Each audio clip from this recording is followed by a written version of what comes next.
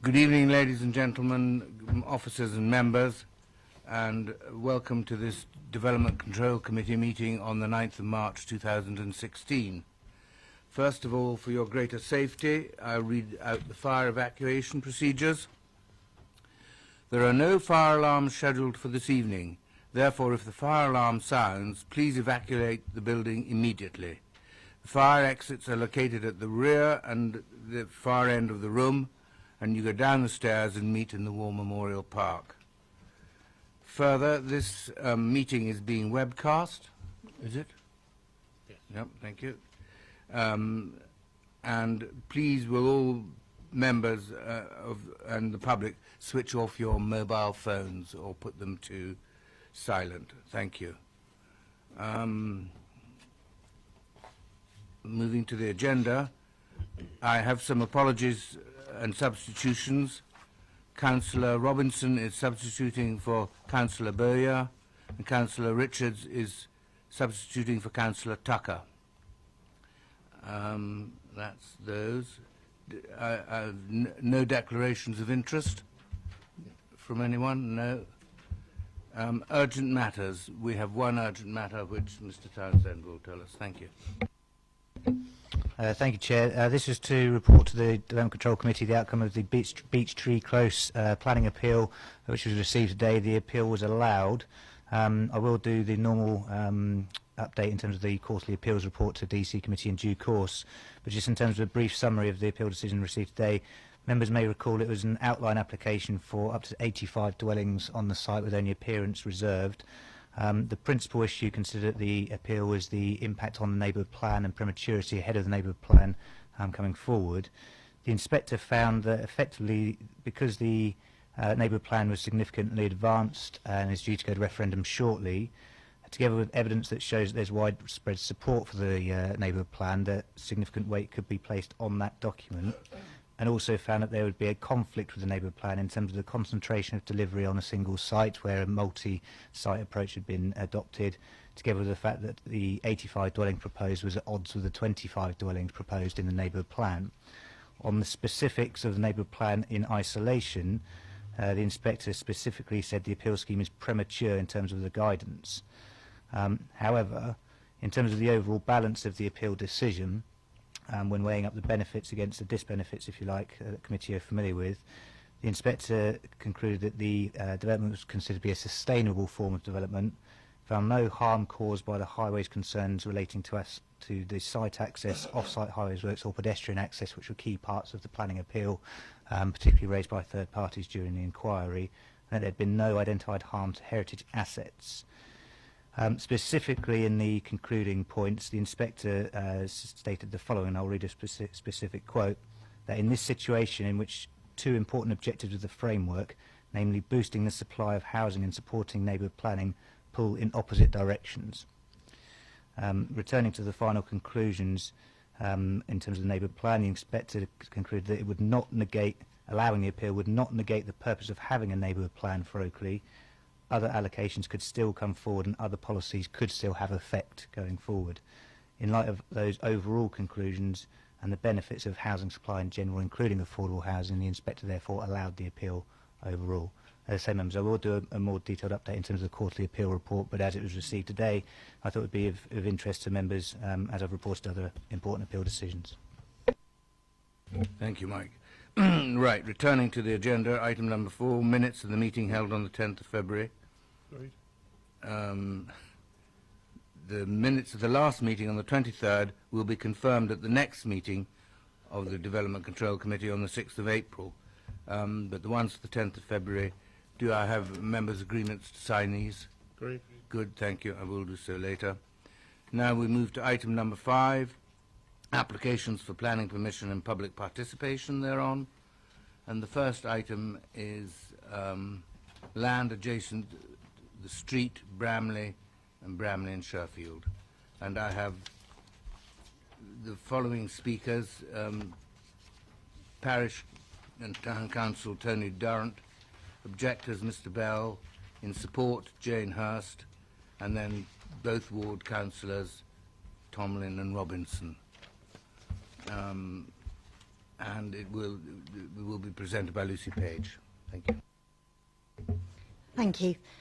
This application is an outline, a proposal for 39 market and 26 affordable dwellings. The initial application was for 82 and was reduced down during the course of the application.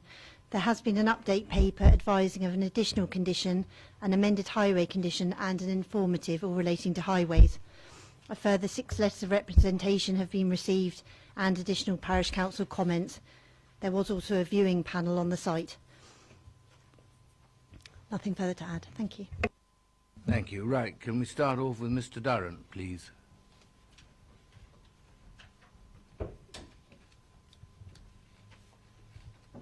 You will have 4 minutes, and I'll give you a minute's warning at the end. Thank you. Okay, thank you and good evening. It hardly seems like yesterday that we, the Parish Council, spoke against another, as we see it, unneeded development in Bramley. I'm going to take a slightly different tack because I think I've always said the same words when I've come to these meetings, so I'll give you a bit of a change as my colleague Councillor Bell will be talking in a bit more detail. I've read through every document relating to this application, and what I don't see is any justification that it adds benefit to Bramley. It seems to me that the MPPF and the land supply and mitigation of things, which we all know is usually an undelivered promise, is the real justification for doing this. It would be good to see a report written where the justification looks at the merits of the development and what it's going to do for the area, rather than continually, we haven't got enough land in the 5-year land supply and we've got the MPPF. It would just be refreshing to see something judged on its merits. This application is at odds with our NDP, I will state that. I'd like to refer you to a couple of comments and things that I've viewed on the BDBC website, and in particular the 2016-220 plan. There's a section entitled Preparing for Controlled and Unsustainable Growth. Support provision of quality homes affordable to all through growth and regeneration. Well, Bramley's already accommodated many moved into our parish to enable regeneration elsewhere.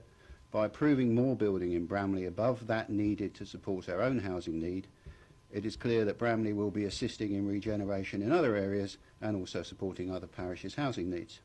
This hardly seems fair.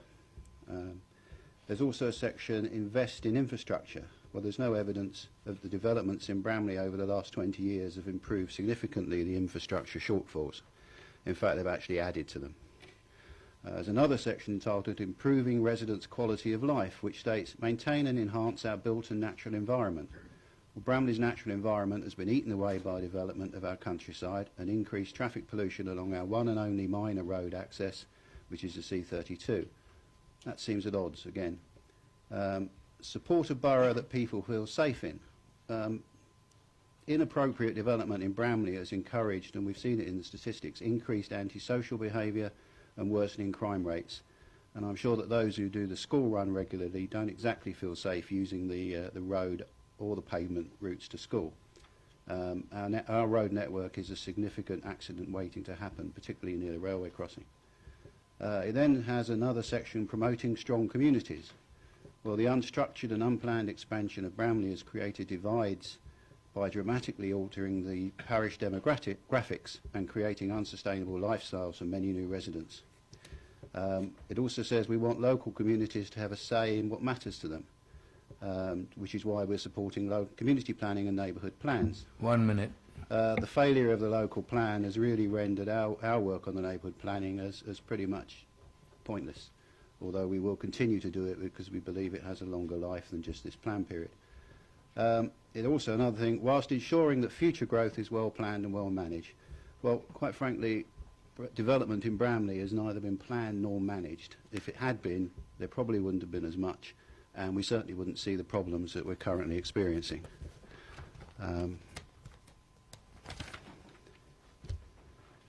Just really to make the point, all we want this council to do, this group, is to stand up against the MPPF and that 5-year land supply and take a good hard look at this development and its cumulative impact on the residents of Bramley, because approving it seems really to be at odds with what's stated in your own 2016 to 220 plan. Thank you. Thank you, Mr. Durrant. Members, any questions for Mr. Durrant? No? Thank you very much, sir. Next, please, Mr. Bell.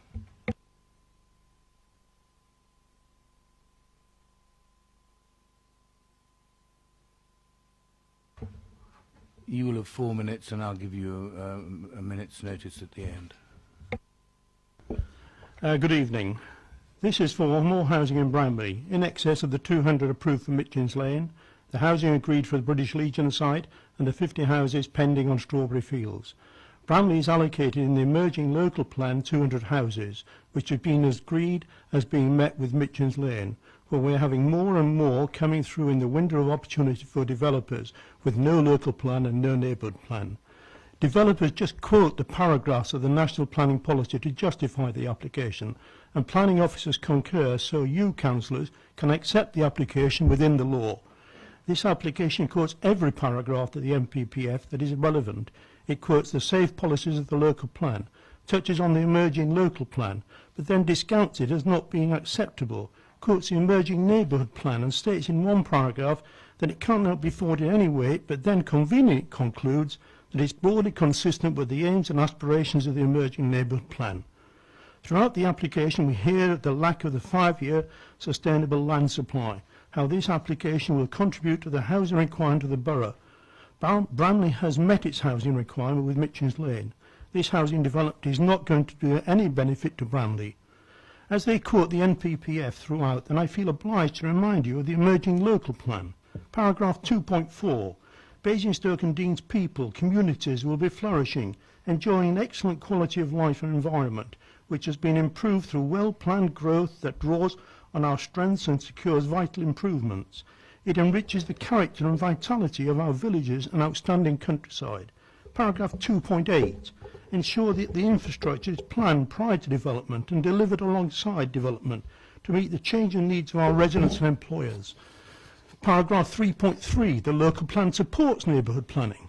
Paragraph 4.28. Given the size of the village, level of facilities and services available and the local housing need, an allocation of 200 houses has been made, recognising the strength of local discontent with recent developments. You believe in localism. You as a council have put many down plans out for the latest consultation to see what the community wants. Bramley has a neighbourhood plan at its pre-examination stage that says the wants, wishes and community, and it's in conformity with the emerging local plan. We're not against development, but we want correctly planned infrastructure to give the quality of life that we deserve, have a right to, not seeing a village, a parish, just being destroyed with too much housing development at one time without supporting infrastructure. We want to continue to live and future generations inherit a rural village, not to inherit a massive houses, a dormitory for Basingstoke. This is why people made their home in Bramley. There are 75 responses online, 74 against and 1 for. Comments say enough is enough at this time without correctly planned infrastructure improvement. So why few objections? 1 minute to go. Generally, residents say, what's the point? It will get past no matter what we say. They take no notice of those who live in the village. It just contributes to the housing need of the borough without any consideration to the damaging effect it will have on Bramley village at this time. As a council, you have heard all these arguments from us time and time again over the past years. Please listen to the cries of the community and reject this application. Get planned infrastructure in place and then, in accord with the neighbourhood plan, housing developments in addition to those already allocated in the future will contribute to and enhance the quality of life of new and existing residents. Thank you, Chair. Thank you, Mr. Bell. Any questions for Mr. Bell, members? No. Thank you, Mr. Bell. Thank you. Next, can I have Jane Hurst, please?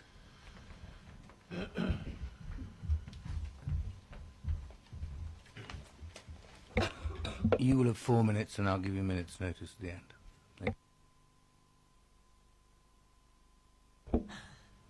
Thank you. My name is Jane Hurst. I'm an Equity Director with PBA Planning. I'm representing the applicant, Hollins Strategic Land. Officers have provided a balanced assessment in the report before you, which clearly recommends approval, as we've already heard. I want to emphasise 3 main points which unequivocally demonstrate that the application should be approved, namely in respect of principle of development, sustainable development, and summarising that it is a suitable location for housing.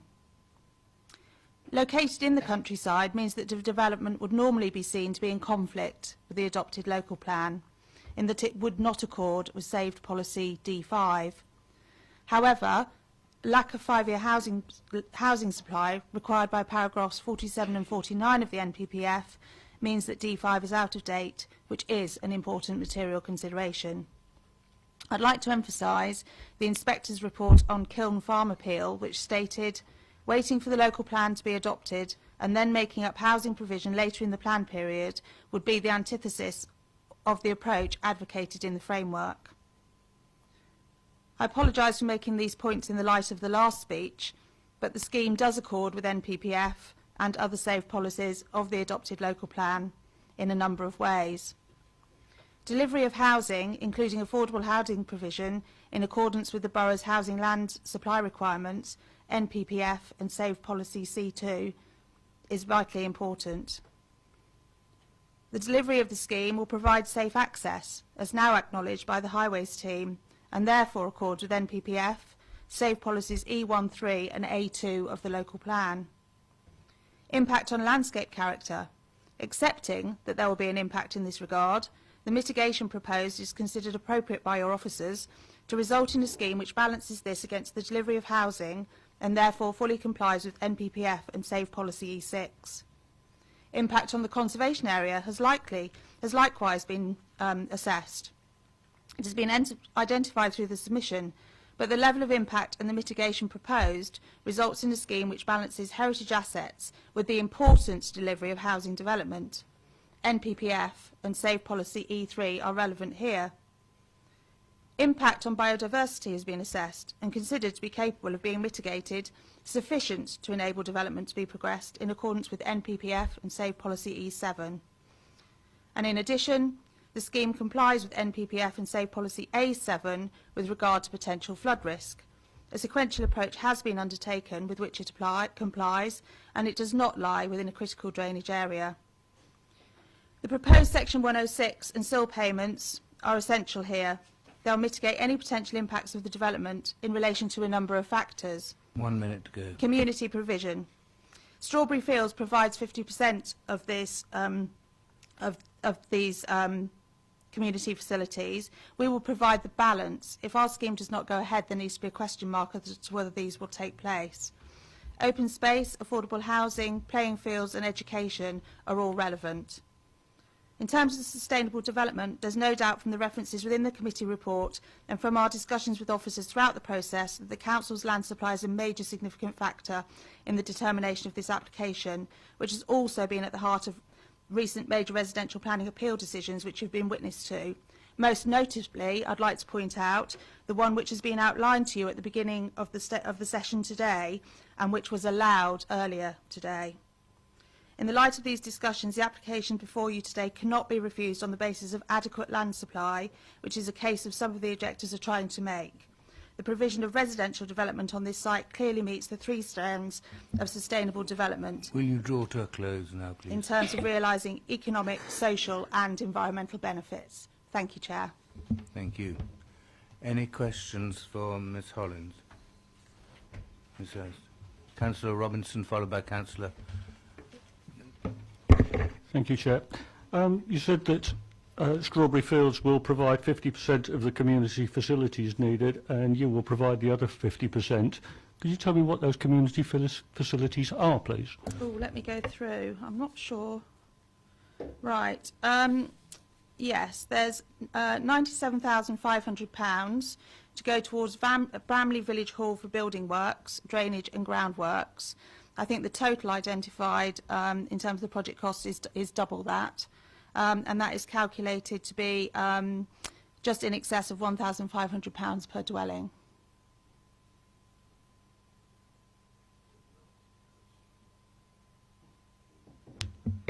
Is that it? That's it. You're contributing to the village hall, so yeah. Doing nothing about traffic, doing nothing about the schooling, doing nothing about youth facilities or anything else. Would you like me to run through the heads of terms of the 106? Yes, please. That's probably easier. I'll go through all the contributions that are normally required and where we are making a contribution. So in terms of public art, nothing has been requested, no contribution considered necessary. In terms of transport, and I think this is a vitally important point in terms of this scheme, no contribution has been sought and because it's considered not appropriate for any transport or highways works. Community facilities, as we have outlined. Education, £317,000. Affordable housing, you've already heard, is to be 40%, but however the mix is still to be defined through the next stage of the application. Landscape management plan, no contribution has been considered appropriate and that is being dealt with through planning condition. Open space, no contribution has been considered to be appropriate, however there is a provision on site which includes provision for a kickabout area as per policy. Playing fields, in excess of £43,000 to go towards Bramley Football Club ground, new pavilion. I understand that the total project cost of that is about £255,000, so it won't deliver that but makes a significant contribution to it. Play areas and recreation are being provided on site, considered to appropriate levels, and therefore no contribution, additional contribution above that is required or considered to be necessary. And the other point which you consider in your 106 is normally our allotments, and no contribution is considered to be appropriate in that regard. Councillor Tomlin. Thank you, Chair. Good evening, Good evening. Mrs. Hurst, or Miss, oh, sorry, Mrs. Hurst. Got to be right, haven't we? That was actually my second question. The first question, you made a comment about Kiln Farm. Could you just explain your point again? I didn't quite understand what you were getting at. Okay. Basically, in the Kiln Farm appeal, the inspector said that you couldn't, there is little point in waiting for the local plan to be adopted where you feel that there is an identified need for additional housing provision. And that if there is a need for housing provision, that you should be identifying that and dealing with it through the application process. Any more questions for Mrs. Hurst? Okay. Thank you very much. Thank you.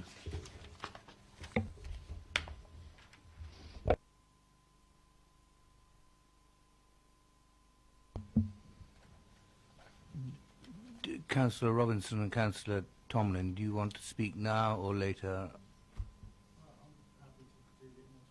In the debate, yeah.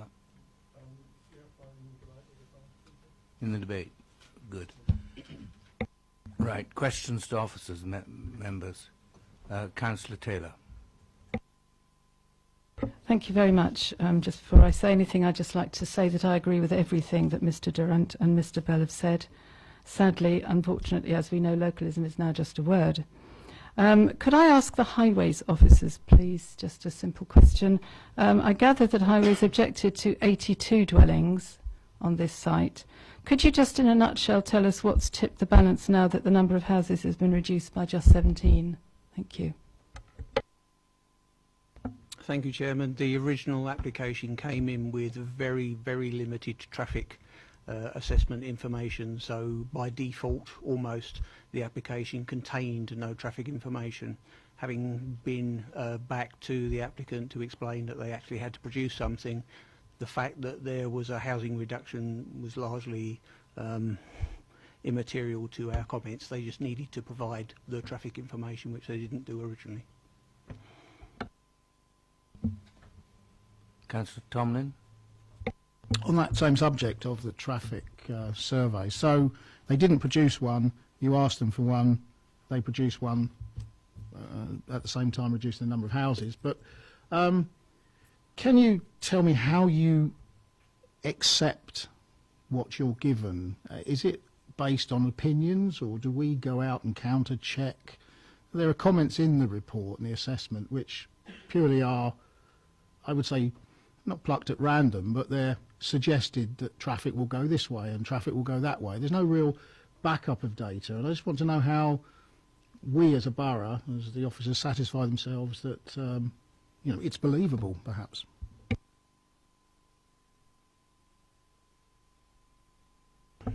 Thank you, Chairman. The simple answer, I suppose, is the industry standards and guidance that we regard as our guidance, together with Hampshire County Council as the local highway authority.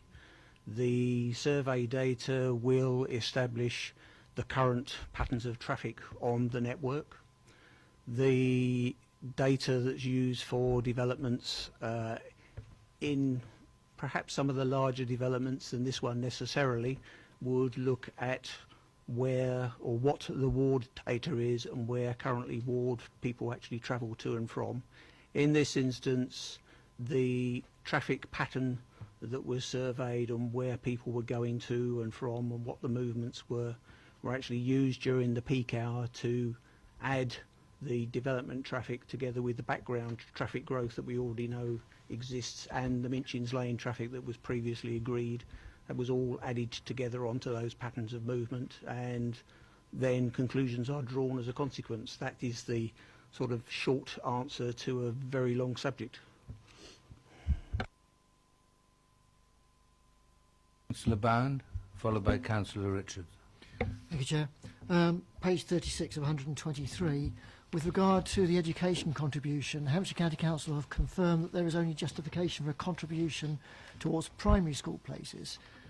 Why is that? When there's no secondary school in Bramley, they all have to go elsewhere.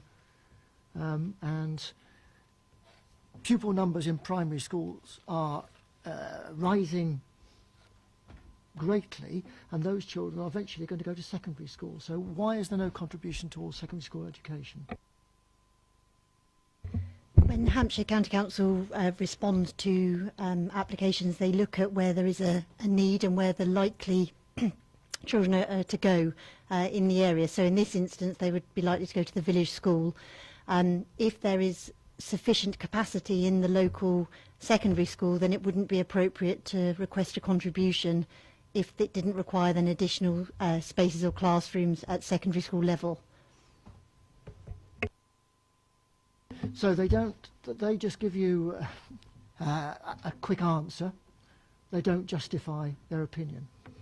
No, they do justify it. They give quite a detailed response on the likely sort of projection of children going into the school.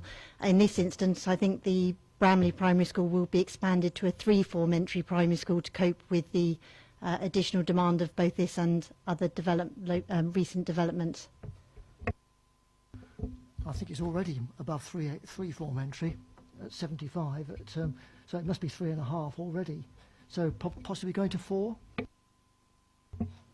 I think you have sort of 30 in a class, but that may not be. Yeah. Councillor Richards, followed by Councillor Potter. Yes, thank you, Chair. I just wanted to go back on this traffic thing a little bit, because the proposed site of this development, I see actually you have 3 bottlenecks. That's all roads leading to or out of this development site. I'm fairly familiar with the road. In the report, there's quite a lot of mention of the level crossing. That's clearly a bottleneck, with the barriers being down something in the region of 30 minutes in each hour, which is astonishing. Cuford's Lane the other way, is of course, as described in the report, is a single-track country lane. And the other thing, of course, is the road heading towards the A340. Now, if I'm living on this new development and I want to go to Sainsbury's in Tadley, I will go down to the A340 and I come to that bottleneck just at the crossroads by the Queen's College Arms. I have spent much time, I should say, waiting in my car at that crossroads. It is a difficult crossroads and a dangerous crossroads. I will actually confess to going down there. Can we have a question, please? Sorry, this is questions. We're not discussing the whole... No, it's not debate. It's I beg your pardon. time. So, well, okay, my question is, I see no mention of these bottlenecks as such in any report. What is your considered opinion of the, I'm thinking in particular of the junction at the Queen's College Arms onto the A340?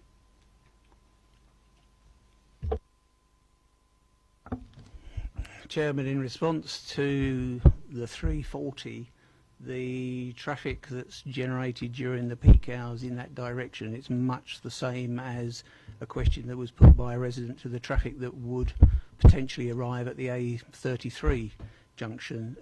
The traffic is minimal from the site in that direction in the peak hours, and when you do the assessment work, the traffic that is heading off to the west of Cuffield Lane in the peak hour in the morning from the site amounts to 12 vehicles.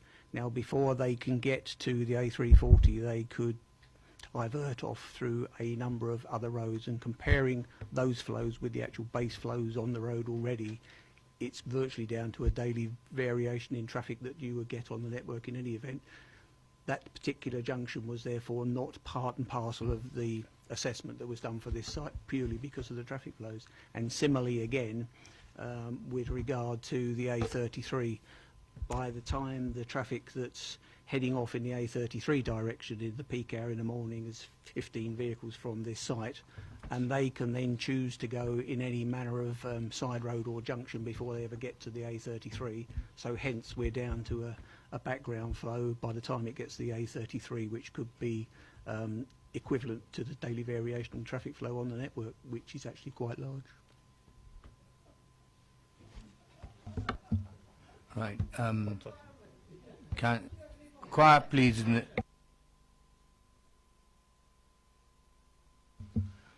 Councillor Potter, followed by Councillor Tomlin. It's a follow-up to Councillor Richards' points, if I may. I mean, there is always an irony, I think, really, in the sense that we're often told, aren't we, when we look at single dwellings in the countryside, that that's going to be a dwelling that's going to be car dependent and therefore unsustainable. Clearly, these 65 dwellings are going to be entirely car dependent, I guess, for most of the facilities that they're going to use. But in regard to the highways situation in respect of the 106 agreement ahead of terms, no contribution being sought for transport or highways improvements, what are we to read into that? Can I just be clear? I mean, does that mean that there is no proportionate contribution that would make any difference to the improvement of the highway network, or that the highway network is perfectly adequate as it exists to accommodate the additional car flow that we'll be looking at? I just want to know how that proposition works. I mean, the education thing I think I understand in terms of increased demand, but in terms of transport, I'm somewhat surprised to hear no contribution was sought, and I just want to know the thinking behind that, if it's possible. Chairman, circumstances have changed with respect to the introduction to CIL, and the previous transport contributions that you may be familiar with based upon the number of units from a particular development is no longer relevant in highway terms, and we are now obliged to require the development to provide what is therefore necessary based upon the assessments. And in these terms, the application is outlined with access only. The access which will be provided includes for a new footpath on the southern side of the road and linkage to the bus stop on the western side of Cuffield Lane. That is minor, yes, but essentially no, we can't anymore just count up the number of units times a figure and say that that is a transport contribution that will then be used within a particular corridor on the highway network. Councillor Tomlin, followed by Councillor Robinson. Thank you, Chair. Well, just carrying on this this question of assumed traffic flows. You say that we have some counts of traffic going to and fro. That's our basis to go on, the actual traffic counts that have been done. Where is it that we can look at things that a new development, which clearly wasn't there when the traffic flows were done, appears in a geographical location where it's actually very attractive for shops, because whilst there's Sainsbury's in Tadley, down Cuffold Lane, very accessible through Chinham, is the Chinham Centre, and with a large Tesco's. Now, that road to get to Tesco's is about 3 miles, I think. If you were to go down the A33 and run, as we all know, the A33 is subject to a massive traffic capacity improvement and has major issues, then I don't see any additional discussion that where sites go can actually influence traffic, rather than say, let's just say it'll be a couple of % in each direction. To me, that's not accurate enough. Can we have a question? So the point is, where is the where is the assessment of the local facilities versus the traffic flow in your calculation models?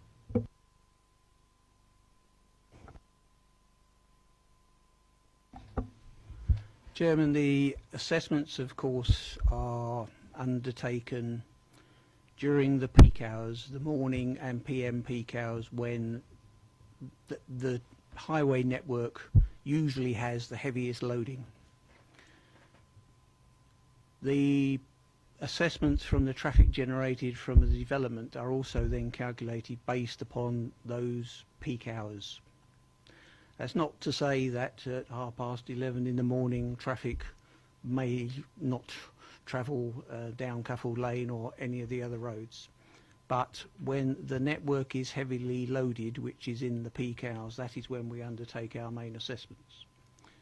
So the traffic that's generated from a development, and in this case the number of units generates a certain number of traffic movements in that peak hour.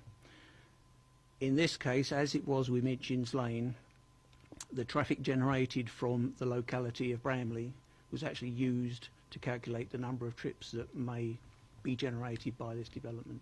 That is then assigned to the network from the movements that are observed. And therefore, while yes, overall in a day you could get more movements going in any particular direction, at the when the network is heavily loaded, which is the peak hours, that's when the assessment is undertaken. And from the assessment and the distribution of traffic applied to that for the development is how we come up with the number of movements that will be heading off in any particular direction. Councillor Robinson. Thank you, Chair. You've told us that only a very small, insignificant number of cars are going to use the C32 to access the A340 and the A33, which means the vast majority of the cars that this estate and the other estates in Bramley generate are going to disappear into the single track lanes around Bramley. Do you think those single track lanes are equipped, are big enough to cope with that amount of traffic? Chairman, I don't really think I use those words. The amount of traffic that's generated from the site in the morning peak hour would be 33 vehicles leaving and 7 arriving, based upon, again, other similar developments in the Bramley area. Now, those 33 cars that leave the potential new site have got a choice of ways to go. They can either turn left or they can turn right. Based upon those flows, 15 are calculated as turning left and 18 are calculated as turning right. From the 15 that turn left, 3 are calculated to go down Cuffold Lane, with 12 then progressing off in a westerly direction. And again, once you get past Cuffold Lane, with the various roads that there are available, where those 12 cars then go. Similarly, in the opposite direction, the 15 continue through in an easterly direction, but yes, we did positively ask the consultants for the trip to consider what happens and how many cars will go up the Minchin's Lane and potentially bypass. And again, using the flows that are actually there on the network, we end up with 3 additional cars actually going up the Minchin's Lane. Now, this is in an hour, so you then look at those movements based upon the hour, and by the time you start dividing 12 into 60, 5 into and 15 into 60, you've got, okay, that's a regular spacing, but you're not looking at a large number of vehicles in any particular hour doing particular movements. Councillor Tomlin. So how do we account for the fact then that commonly at the junction of Cuffold Lane and very close to this entrance to this site, at peak hours you get a lot of queuing where vehicles coming out of Cuffold Lane have to give way to those coming into Cuffold Lane or vice versa, and so we end up with queues in the road.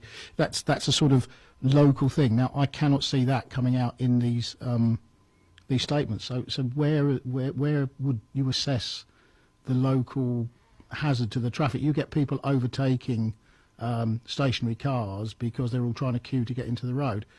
Do you look at that sort of thing, or are you just looking at 3 cars go down the lane, not significant? Cuffold Lane, yes, is a particular issue. I raised that particular issue with county colleagues, and Minchin's Lane was a development which also made assessments of Cuffold Lane Junction. We have assessed the Cuffold Lane Junction, the consultants have assessed the Traffic Lane Junction in accordance with the way the main highway authority, Hampshire County Council, assessed the Cuffold Lane Junction. And on that basis, we have to conclude that it would operate. Right. Any more questions for officers? Councillor Richards. Yes, thank you, Chair. Can I just come back on this planning thing? Sustainable development, and I want to just touch on the infrastructure with a question here. Because, as I say, I know the area fairly well, and as one drives through it, actually, I would say there's very little infrastructure there. Now, sustainable development, as I understand it, requires that there should be adequate infrastructure. Now, there is a shop, a very small shop, a bakery, a doctor's surgery, a primary school, and a mechanic's car. May I ask the planners if they consider that this infrastructure is really sufficient to provide sustainable development for this development that we're talking now, and of course all the others that have been recently approved and the ongoing community? Thank you. The officer report does go through sustainable development on page 67 or 25, 123 through to 27 of 123, or page 69. In terms of the facilities within the village, whilst one shop and the other services you mentioned, like primary school, doctors and so on, that is they are actually more facilities than some of the more remote villages would have. There is also a train station. I appreciate it causes a lot of it may not be appreciated by everyone, but it does provide the opportunity to access the site not only by vehicular means. There is a national cycle route, and obviously there is the ability to walk from the site. At the moment you can't, but there is a proposal to introduce a footpath from the site to the bus stop. So in terms of what the applicants are providing, it would create something that was considered sustainable. Also, its proximity to the existing settlement is in the countryside location, but it is considered to meet the requirements of sustainability. Any more questions, members? Right, let's go into debate then. Do you, Councillor Robinson, or Councillor Tomlin, do you want to... Councillor Robinson. Thank you, Chair. The NPPF guidelines state that development should be fair for all. It's not fair on the people of Bramley to pick up the unfortunate housing land supply shortfall that we've got. They've had enough. There's a lot of signatories to petitions. There's people here today. Bramley's seen huge amount of development.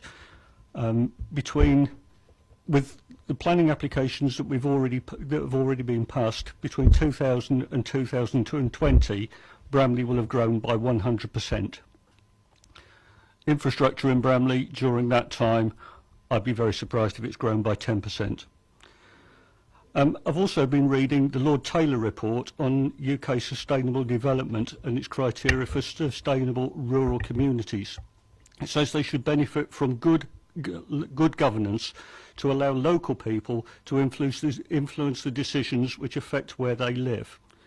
Well, I think all the local people feel they're not getting any influence of where they live. Certainly the parish council feel that, and the representations to the parish council would indicate that people are fed up with being walked over by developers who are just building massive developments in the village and basically destroying the village. The Taylor report also states that development should have good connectivity. The C32, as we've already discussed, is really the only vaguely main road to and from the village. Everything else is single track. The level crossing is closed for 32 minutes per hour, often for 15 minutes at a time. It carries 3,000 cars a day, verified by Railtrack. This being closed denies access to the A33, the M3, the M4, to Basingstoke and to Reading. And that's contrary to NPPF guidelines. Infrastructure. Bramley School is the third largest school in Hampshire. It's supposed to be a village school. It is nearly full. It has 392 pupils today. It has a maximum of 480. With the other houses that are already approved to go up in Bramley, there will be insufficient places. It cannot grow any more due to land constraints. The village shop is very small. There's parking for 3 cars, which means most of the cars park on the main road by the station. There are no takeaways, 1 small pub.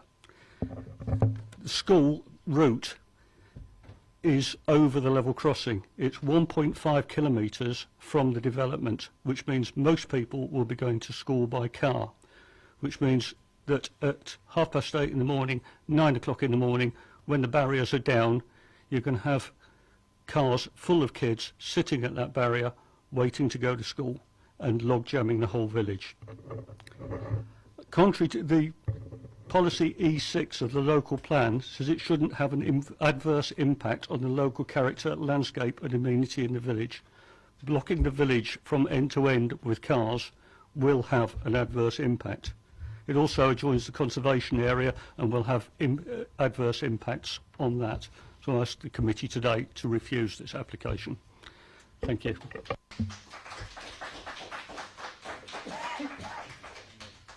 Thank you, Councillor Robinson. Councillor Tomlin, do you... Thank you, Chair. Well, as the words of the parish council, here we are again. Now, this particular site, it's not in our book of sites, our SHLA, never has been. It's a developer's chance application. We can see that, we know that. The report, the officer's report, yeah, a very interesting report. There's some very interesting things in there that I hopefully will be discussing in a moment, and it was a good read. However, what you do note is that we had an objection from our conservation team.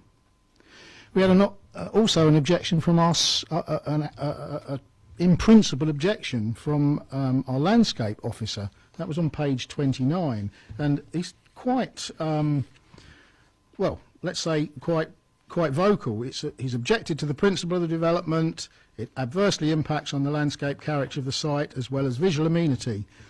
It's also considered that the development would undermine the proposed strategic gap, which, whilst not yet approved, is of consideration. I'll come back to that one. And then there's development of the density would be at odds with the established development pattern. It will remove significant hedgerow and vegetation. So an objection there from a key officer. Urban design officer, again, he's objected to this. If we look at what we've heard tonight, the parish council have a substantial report, and Sherford-on-Loddon Parish Council as well. They represent their people, and they have objections. Local people have all come out in their numbers and objected. And clearly, we also heard from the head of planning, the value put now by inspectors on local plans, neighbourhood plans rather, neighbourhood development plans, that are very close to referendum, and Bramley is very close. I know we heard he turned it down, but there's some weight there. And again, this development is not, it's not fitting in with the neighbourhood plan. In our old plan, this site is outside the settlement policy boundary. In our new plan, it's in the strategic gap, which I've banged on about before. It's been approved by council, but it's not yet been approved, as we know, through the local plan via the inspector. There's a very interesting argument that the officer brings up. Actually, it's the first time I've seen it written this way, on page 20. And that's about the housing land supply position. Now, I don't know how you take this, but it says that we at full council agreed to put 850 houses forward. Well, I certainly remember that, but what I didn't remember, but that also was going to be the number we'd use for our 5-year land supply housing figures. I didn't think we actually had that fully explained to us. Maybe it's one of those things that happens in full council. But the point is, these numbers are also not approved by the inspector. So that was an interesting little chapter, a little paragraph rather, that I looked at and thought that's interesting. You know, are we chasing our tails with numbers that we can't really substantiate because they've not been approved, and yet we've got policies that we're not allowed to use because they haven't been approved? So there's an interesting argument there, okay, that I think we should think about. I didn't talk to the applicant about the poor consultation, but we've had very limited consultation on this. Certainly, I wouldn't have thought it was up to the standard that we would normally expect. Then I come on to the argument for the MPPF, not, you know, the sustainability argument, the 3 factors: economic, social, environment. That's how I understand it. And if we look at the economic tests on page 25, the argument is, well, there isn't really any economical economic benefit other than it would provide jobs for builders. Well, that's a bit of a phase. They come, they build, they go. The social one, the officer argues it's got a social benefit because it provides houses. Okay, yes, it does, but I don't see that as a great benefit to the locality, to Bramley. And then we come on to the environment argument, which I think is a weak argument because we've heard of the lack of facilities on the site visit. I did point out what facilities Bramley had. This is quite away from those facilities. It's you know, not like the other developments which have come into Bramley, which are almost on top of those limited facilities and infrastructure. This development will rely on cars. There's no doubt about it. And I actually saw a little bit of humour actually on page 27. Perhaps we'd share with you that. However, on-road cycling to more distant locations, such as the railway station, employment sites or retail outlets, kind of useful for living, would also be feasible over other modes, particularly for the more competent cyclist. So there we are. So, you know, if you go down the national cycle route of Cuffold Lane, bear in mind single blind corners, narrow paths, and 60 miles an hour, and you have to be SAS trained, I feel. And so going back again, we looked on site, the street scene. I have a personal feel that this application is for too many houses, but it clashes with the local area. And we've had that from the urban design officer and the other landscape officer. Maybe we could consider this being a street and therefore sort of, I don't know, 10 or 11 houses along the street, forming a street of the same character to the other side of the road. Typically along that stretch of road we also see small cul-de-sacs, and they've only got like 10 houses in, but this is 65. It's just not in keeping, and it is so far away from the school. Councillor? Yeah. You're not restricted to 4 minutes, but you are asked to. I'm about to wind up. Good, thank you very much. Yep. So, in summary, I don't think this is sustainable, and I don't think it meets the sustainable points in a planning terms. I think the traffic is going to be an issue. We've had that debate. I'm not going to go through that again. I don't see it's got any benefit to Bramley. You can see the PC agree with me on that. And I think Mr. Bell, we heard from him, he summed it up. He said, the borough's vision is for quality of life, enhancing vitality of our village. I don't think this will do that, not in its current form. So I would actually go so far as to say we should consider rejecting this. Let the inspector decide. Because I tell you now, the residents of Bramley and the substantial amount of money that number of people pay this borough in terms of the council tax, they would want some of it spent to try and defend their village. So that's really what I think we should talk about. Thank you. Members,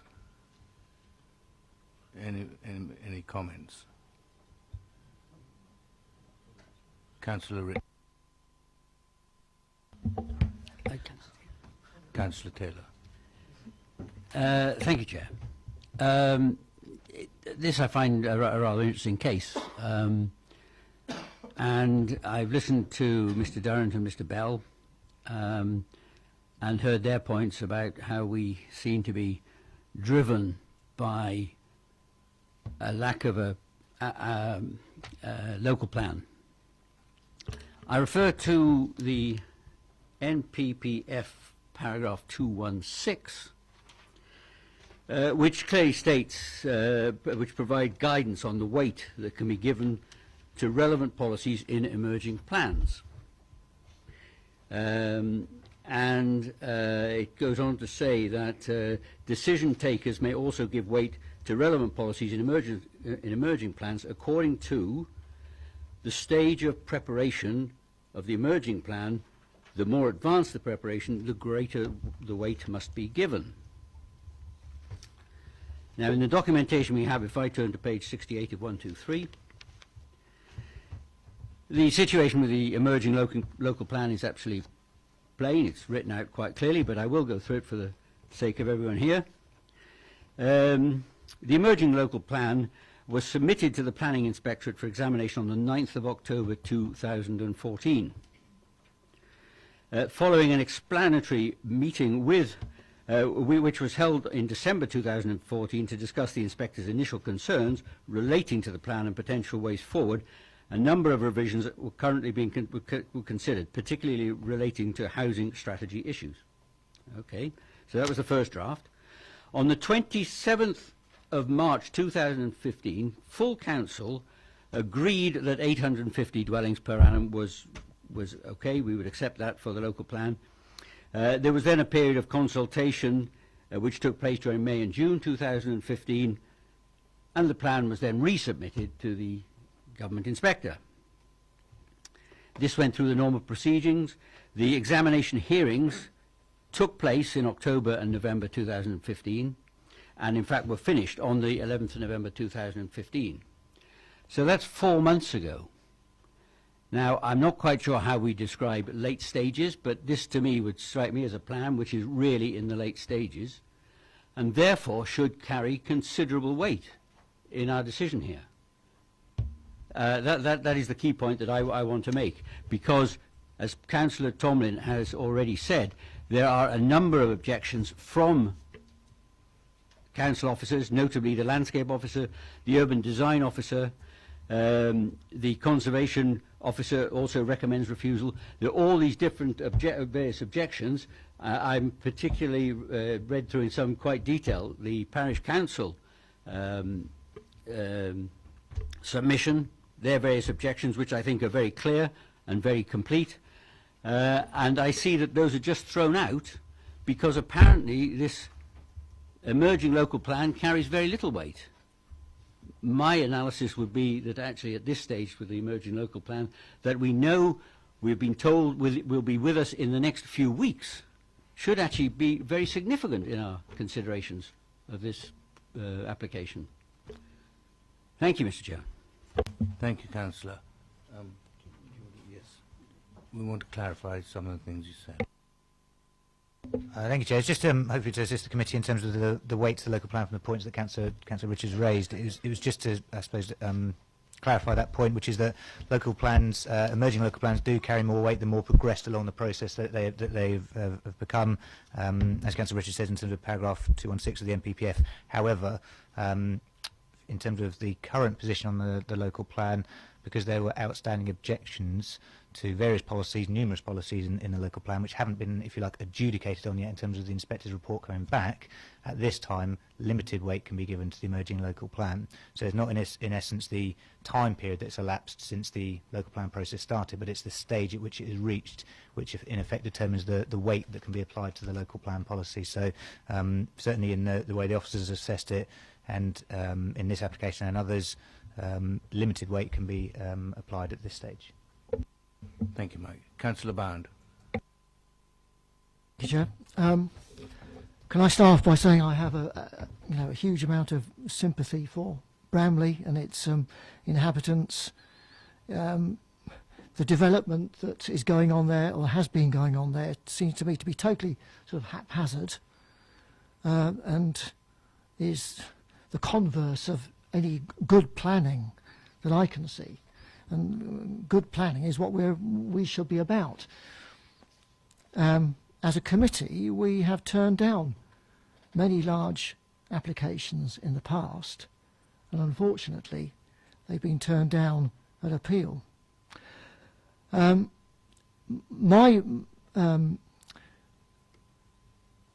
feeling about it is that we haven't got reasons that we can substantiate and defend.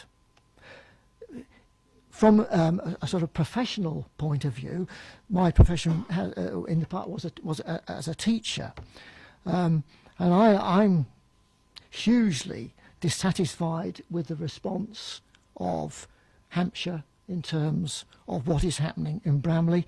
I seem to remember that I raised the same thing with the Minchin's Lane development and the Strawberry Fields. Hampshire always come forward and say, well, as we've got a 106 amount of money which is going to be contributed towards education, then that solves the problem. Well, it doesn't solve the problem, because as Councillor Robinson has already said, there isn't the room there to expand. It's at a 3.5 form entry school now. It's going to go up to a 4 form entry, I think, at 90 pupils. And when I used to go there with children for sports days and things like that, it was a nice little rural school with nice grounds surrounding it that could host events. I doubt that can happen now, because it's all been filled up with buildings. And what sort of an education is that going to give to children? Children should be able to get outside and so on. But unfortunately, Hampshire have come forward and said everything's okay. We've got £317,000 towards the education. Fine, get on and do it. But it doesn't actually work like that. But I don't see that we can put forward that as a reason for refusal. Likewise on the roads. I've come across this before with other developments. We don't think the road system can cope, but the Hampshire Highways say, yeah, fine, it's no problem. And we can't argue against the experts. So I'll be waiting to hear what other people have got here to say here, who can come up with some reasons that we can defend. At the moment, I can't see them. Thank you. Councillor Taylor, followed by Councillor Potter. Thank you very much. Well, I'm going to argue against the experts, Michael. Local people may not have an influence on the national stage. Sadly, we've seen that many times lately. But I would like to feel that they have some influence here in this council. I've had to visit Bramley on the viewing bus a few too many times lately to look at potential building sites. And I do think the time has come now to look really seriously at the cumulative impact of these developments. And I'm particularly concerned about highways. In fact, I think this is the #1 issue that we can address. There's two, as we've seen, there's two ways into town. One is on a very inadequate route that takes us over a level crossing. The other is down a country track. That's the one I'd use if I lived there, and it would be a complete nightmare. 65 houses is an awful lot of dwellings, an awful lot of cars. So I would argue, and I'm quoting page 28 here, the Highway Assessment Report, that residual cumulative impacts of this development are severe enough for us to refuse on transport grounds this application. And regardless of all other considerations, I think on those grounds alone, I would be in favour of refusal. Thank you. Councillor Potter. Well, my heart suggests that I might empathise with Councillor Taylor, but my head tells me something different. I think we're bound by and influenced by, and rightly so, to be frank, because of the way the planning regulations apply, the lack of a 5-year land supply, and we are going to be for some time ahead, I have to tell you, notwithstanding the approval of the local plan should it ever occur. And whatever the figure is that's approved in that, we're going to struggle to achieve a 5-year land supply in the years ahead. Historically, I'll be frank, I was somewhat surprised to see the support that the Parish Council gave to the Minchin's Lane development, the 200 units, whether that was at the time thought that that would satisfy the total demand for the village, I don't know. I have to tell you, I thought it was a bit naive, and if the Parish Council thought that predatory developers weren't going to come forward in the future as they have done, then, as I say, I think that was naive, and that's going to continue to happen in the circumstances that we face at the present time.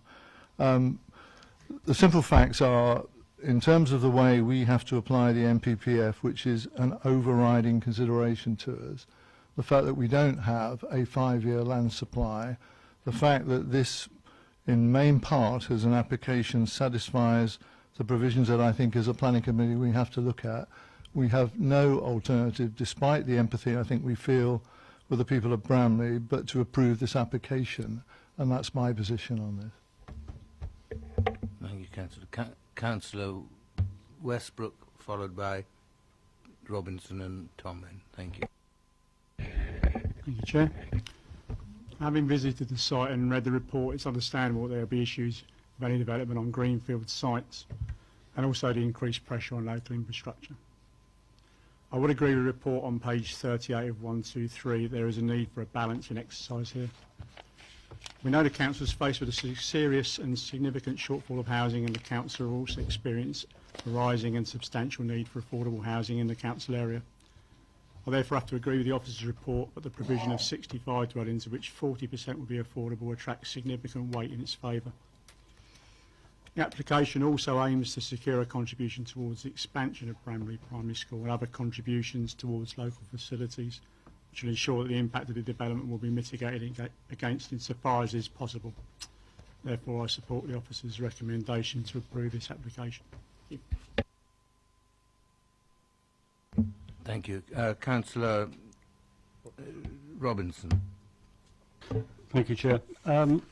Referring back to the Lord Taylor report, it says that planning should not be granted to mitigate a shortage in the 5-year land supply if there are significant disadvantages in the development. I think the traffic situation in Bramley does constitute significant disadvantages.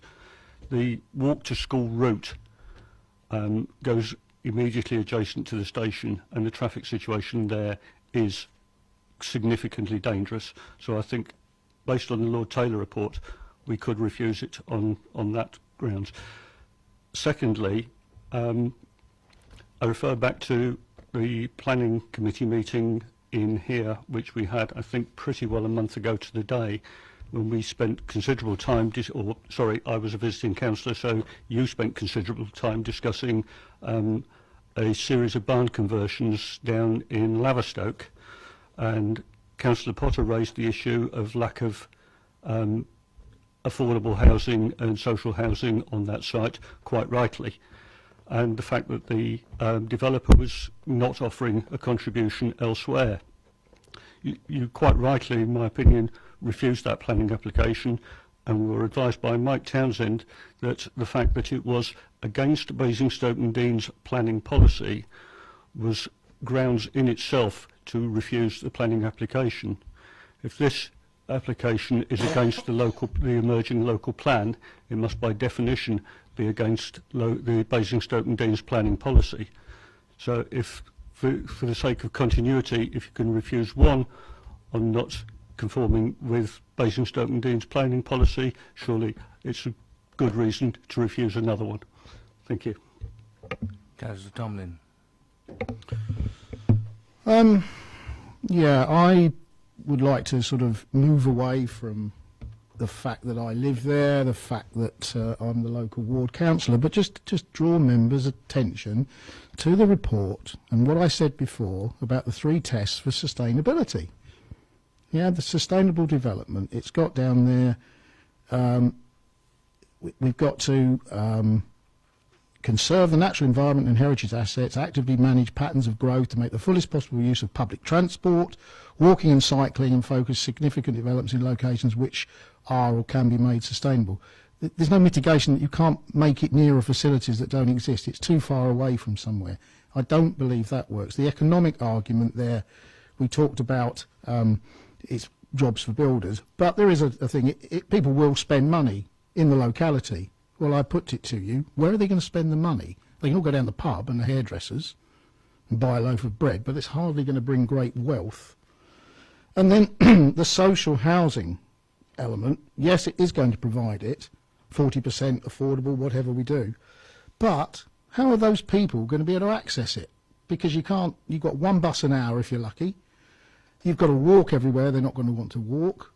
So we assume that therefore that everybody has use of a car. It's not like in the town centre where we have passed houses of multiple occupancy and all sorts of things because people don't need a car and probably don't have a car and couldn't even park one if they tried. So that makes logical sense to do that. But out here, in the middle of, or on the edge of a town, which is very much a spread out development, it's not in the core. So I don't see that it meets those 3 points in full, and that I think is enough for us to argue, along with we can bring in the arguments of the road network and the traffic and the transport, which other councils have brought. So I'm quite happy to move this for rejection. Thank you. Thank you.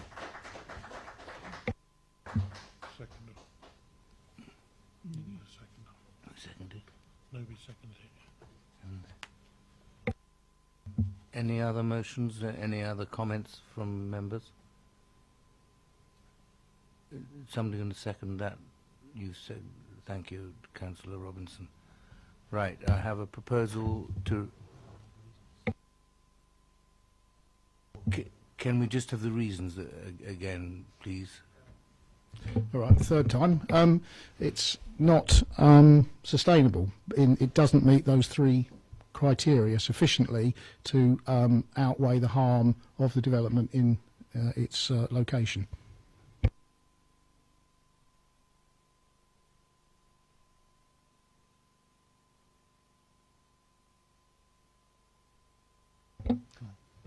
Sorry, Councillor, just to, I'm not trying to be difficult with this, I just need to be clear on what the reasons for refusal are. Is it specifically the sustainable location in terms of access to facilities in isolation, and then that being balanced against the benefits of the scheme that you consider in isolation is the reason for refusal?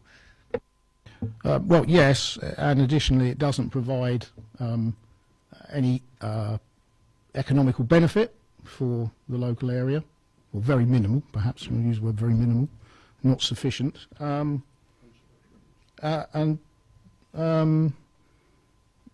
the social element, it's you know, not providing houses for residents. The transport element somewhere's got to come into that, whether that's in the first part of the it's also, we put that in our argument of sustainable development. It relies too much on the use of the car. It doesn't, you know, contribute to the increase of walking and cycling. Yeah, that's what I mean. Councillor Taylor, you would want to add Could I just suggest that I think one of the main reasons many people are, who are against it would say it is because and Mike will have to express this in the proper way, that the impact on the roads infrastructure would be severe enough as to override the presumption in favour of development.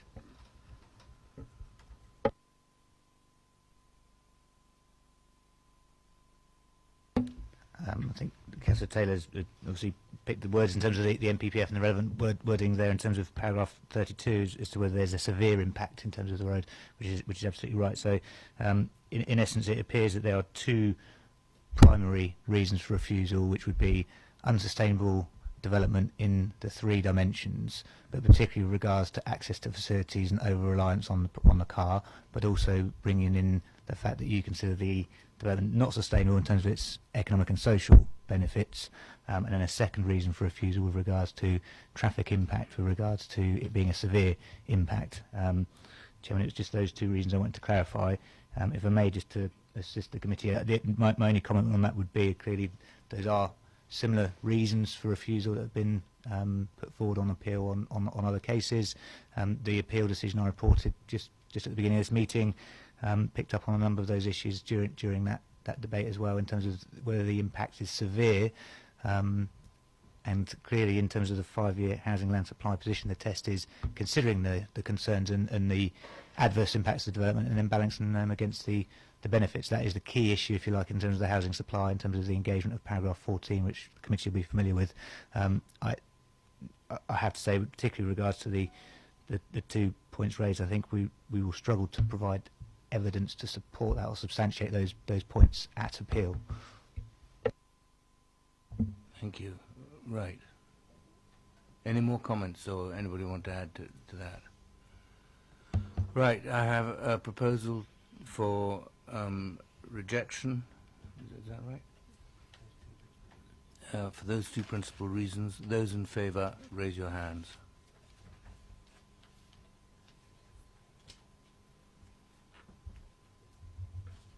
Those against?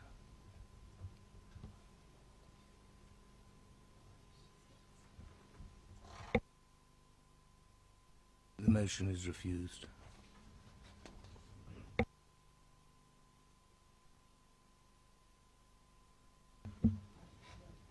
Did Councillor Potter not move one? No, he needed a new one. Councillor Potter. I mean, just following the process through, Chairman, I think it falls to me to propose the support for the officer's recommendation this application be approved. And I need a seconder for that, I think. Thank you. Yes, Councillor Bound has done it. Thank you. Right, I have a proposal to approve, sorry. Those in favour?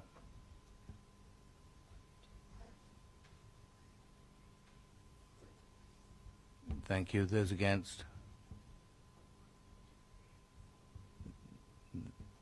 The motion is carried. Thank you all. Will you confirm the decision, please, Lucy? Okay, just to confirm, the application has been approved subject to the signing of the Section 106 legal agreement and the conditions also set out in both the application and the update paper.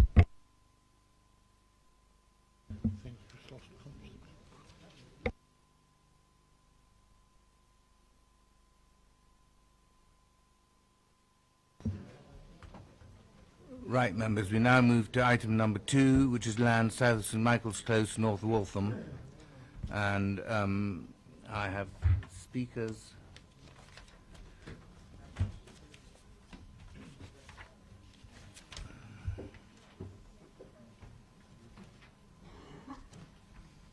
In the form of Mrs Fletcher, Ian Lassiter and Graham Floyd in support, and Councillor Golding, the ward councillor.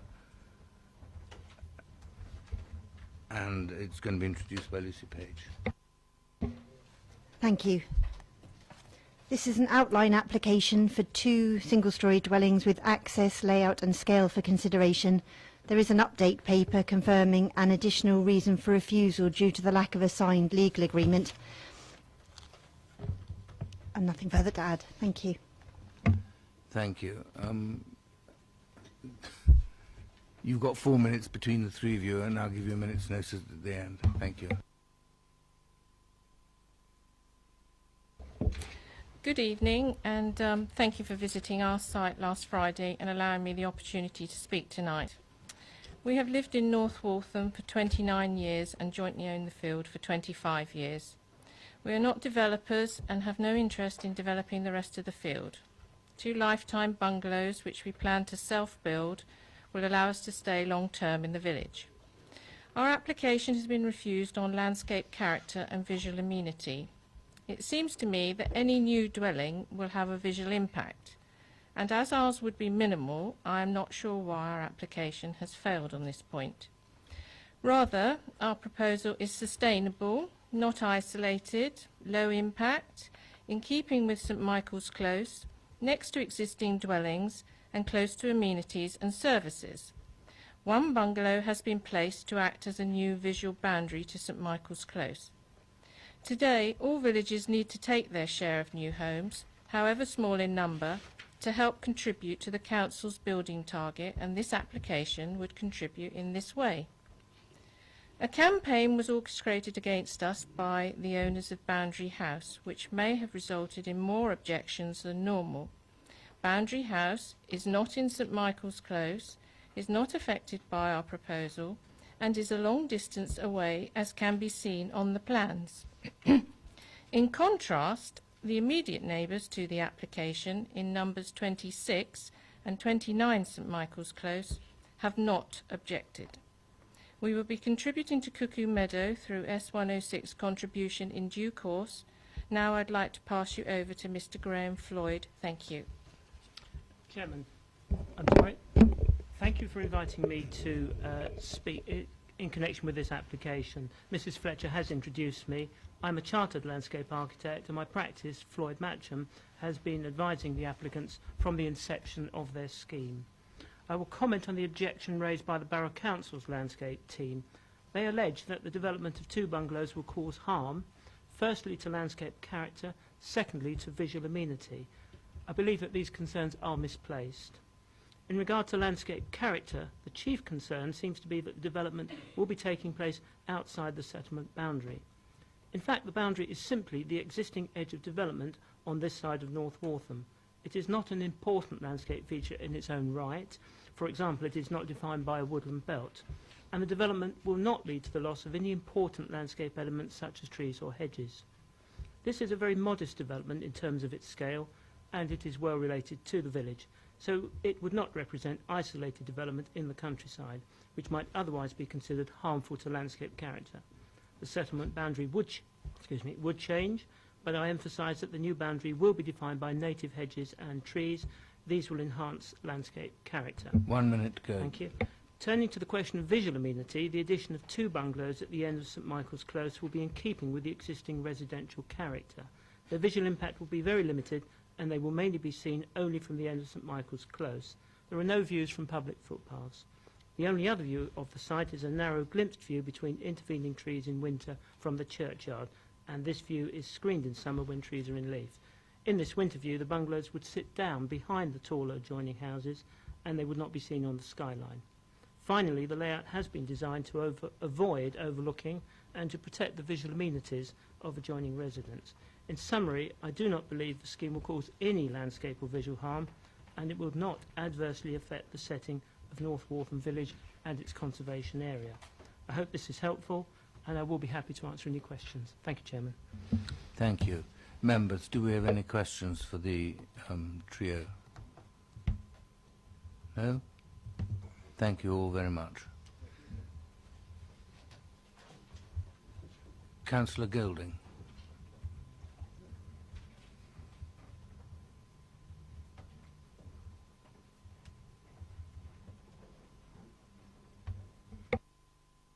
Four minutes, Councillor, and I'll give you a minute's warning. Thank you, Chair. I would like to speak in support of this application. I agree with almost everything in the officer's report, apart from her conclusion. The key to your decision is on page 59 of 123. As we've already heard tonight, the borough does not have a 5-year housing land supply. Accordingly, saved policy D6 is out of date and not relevant to this application. That's the 3rd paragraph from the bottom on page 59. Instead, you have to apply the test in paragraph 14 of the NPPF, which sets out the presumption in favour of sustainable development and provides that where, as here, the relevant policies are out of date, permission should be granted unless, quote, any adverse impacts of doing so would significantly and demonstrably outweigh the benefits when assessed against the policies in the framework taken as a whole. And the key words are significantly and demonstrably. The officer has helpfully explained that this application ticks most of the relevant boxes. If you look at the middle of page 60, you see that it's not isolated from the existing settlement and it is in a sustainable location. At the bottom of that page, the officer says that there are clear sustainability benefits to the proposal, albeit modest. 2 pages on, working down a paragraph at a time, the officer concludes there will be limited impact in terms of overlooking and loss of privacy. The additional traffic is not considered to have a significant impact. Neighbouring amenity would be maintained to an acceptable level. The parking provision meets the parking standards. On the following page, she advises that the biodiversity officer has no objection subject to conditions, the tree officer has no objection subject to conditions, and all the drainage and sewage things can be dealt with satisfactorily. The only reason for refusal is the impact on the landscape character of the area. Now, we'd all like to see development on brownfield sites and not greenfields, but we all know there aren't enough brownfield sites, whether in Basingstoke or the surrounding villages. So the majority of the development that we need to deliver will have to go on green fields. And it's self-evident that any development on a green field has an adverse impact on the environment and the landscape. If you have an application for a large development of hundreds of houses, officers tell you that the benefit of all those houses outweighs the very substantial harm to the environment and landscape. When you get a middle-sized development, officers tell you that the benefits of tens of houses outweighs the middling impact on the environment and landscape. But because this is a very small development, you're invited to decide that the benefit of 2 much-needed dwellings is not sufficient to outweigh the very minimal impact on the landscape. Mr. Floyd's already taken you through the various aspects of the character, which is on page 61. I won't say very much, but it's obvious that any development on greenfield introduces urbanising elements into the countryside and encroaching beyond a well-defined edge will be true of any greenfield development on the edge of an existing settlement. I do just want to say a couple of things about the emerging local plan, which should be given some weight, even if there's some debate about how much. 1 minute to go. First, the schedule of proposed modifications following the hearings in the autumn that we sent to the inspector includes in policy SS5 the requirement that, quote, it will be necessary to identify sites or opportunities to deliver at least 10 homes in and around each of the settlements with defined settlement policy boundaries. That includes North Waltham. Why would we want to go against our own emerging policy by refusing this application? And the local emerging plan also notes that the number of elderly in the borough is expected to increase and that this trend will prevent challenges, particularly in terms of ensuring that appropriate accommodation in suitable locations is available to meet every needs, and the support for housing designed to meet the needs of local people. This is an application for lifetime home bungalows. So finally, whatever weight you attach to the emerging local plan, the NPPF is absolutely clear. In the absence of a 5-year housing land supply, permission should be granted unless any adverse impacts of doing so would significantly and demonstrably outweigh the benefits. The adverse impacts on the character of the area identified in the officer's report do not satisfy either significantly or demonstrably. This application should be approved. Thank you, Councillor. Any questions from members for Councillor Golding? No? Thank you. Questions to officers? Councillor Westbrook. Thank you, Chair. I've got a couple of questions. I'll do them separately. On page 61 of 123, it states that the landscape officer considers that the proposal will have an unacceptable impact on the local character and visual amenity, and goes on to give some opinions. But I can't see anywhere in the report the landscape officer has given a clear indication of their decision, as we usually expect to see landscape objection or landscape no objection in the reports. And there's nothing on page 57 of 123, so my question is, what was the conclusion from the landscape officer?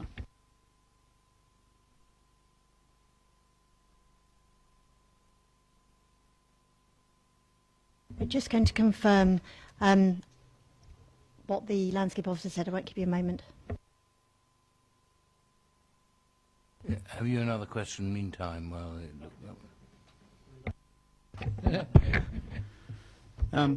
as part of the report on page 54 of 123.1, it states that the proposed new dwellings would have unacceptable adverse impacts on local landscape character and visual amenity. The existing field boundary forms a strong, well-defined edge between the open countryside and the existing residential area, and as such contributes to the visual containment of the village. So my question is, after viewing the site, it doesn't appear to be changing as the existing field boundaries are to be retained. So you can you explain further how, in your opinion, the dwellings would have an unacceptable adverse impact? Yeah. If I could get the visualiser to bring up the plan on page 108 or 66 of 123, please.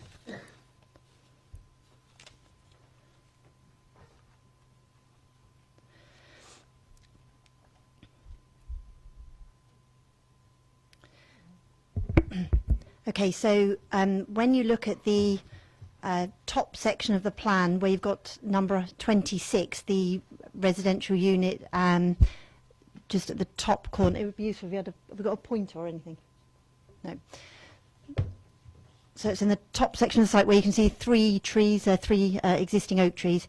That boundary line which runs across that plan forms the settlement boundary of that part of the village. Where it refers to then introducing a different sort of boundary, if you look at the rather odd-shaped application site, it looks rather contrived compared to a normal field boundary. And therefore it is definitely different to what you would normally expect. Can I just ask, those three trees are remaining, aren't they? They are, yes. They're forming part of a 10-metre buffer between the residential property to the north and the application site. The boundary is quite clear, and in the North Waltham Conservation Area Appraisal, it actually sets out on page 10 that despite modern housing development on the fringe of the village, North Waltham has retained a sense of compactness. In most parts of the village, one is aware of the proximity of the countryside. This close relationship between the village and the surrounding open fields is an important character of the conservation area. So I think that the officer was trying to sort of summarise those important points of maintaining that strong boundary rather than encroaching onto a field which would be visible from when you're coming up St Michael's close. Are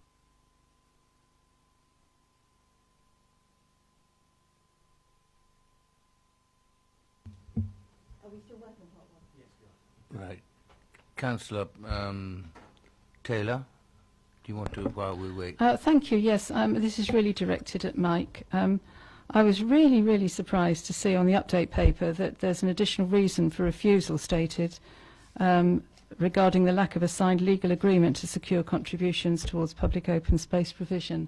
I'd be grateful if you could confirm that you are satisfied with the assurances and agreements reached with the applicant regarding contributions.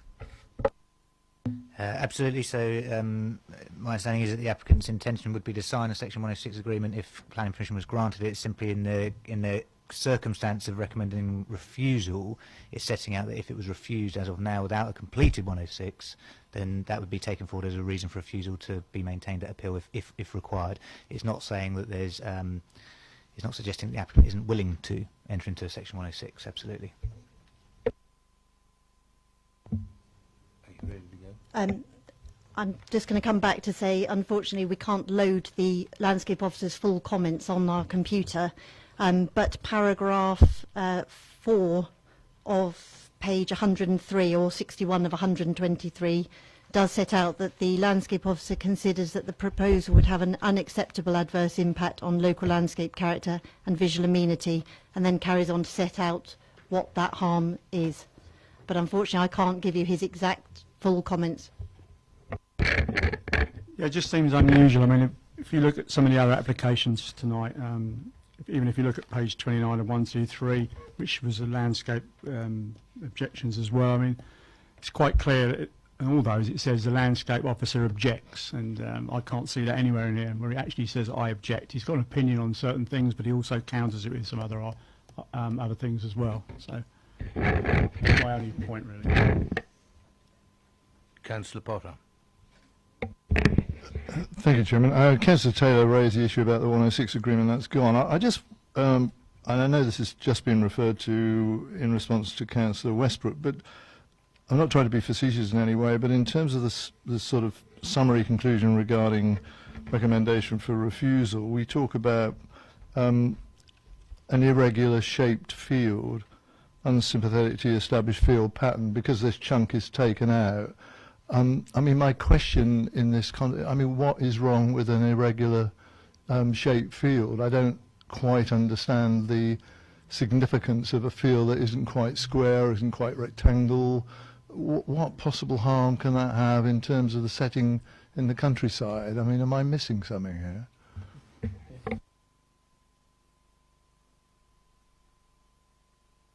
If you look at, if you're driving or walking or riding or whatever you do in the countryside, and you look at field pattern boundaries, it would be very, very unusual to see a field with a delineation like that in our opinion. The existing field is quite a large paddock, and it has defined hedged boundaries. And yep, this will introduce hedge boundaries, but it is considered that it is a quite alien feature to introduce in this way on the edge of the settlement. I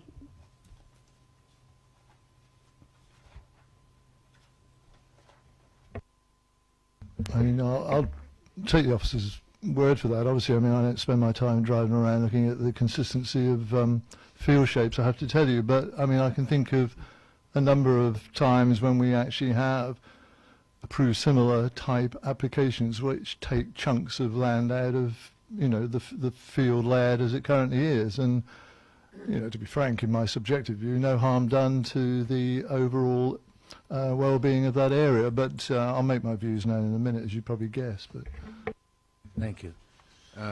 Any more questions? No? Right, debate. Councillor Westbrook. Followed by Councillor Taylor. Thank you, Chair. When I see this application has been recommended for refusal on the grounds of unacceptable adverse impact on the local landscape character and visual amenity. Although the landscape officer mentions some of the adverse impacts, the officer also states that views of the site are restricted from certain viewpoints. They acknowledge that the visibility of the site is restricted by existing vegetation during the summer months, and in addition to that, it states that it would introduce urbanising elements into the countryside. In my opinion, this is something that already exists there. There are a number of oak trees in the northern part of the site which are being retained, and the tree officer raises no objection to the development. So I'm of a mind to approve this application, as it's accepted that these two dwellings would help contribute towards the current shortfall of housing, and it can be considered to be a sustainable form of development. And these benefits, in my view, outweigh any harm to the landscape character of the area. Thank you, Councillor Taylor. I apologise. I should have called you up first. That's okay. It's very helpful to hear what other people feel first, actually. I've reserved my opinion until I've heard everything deliberately.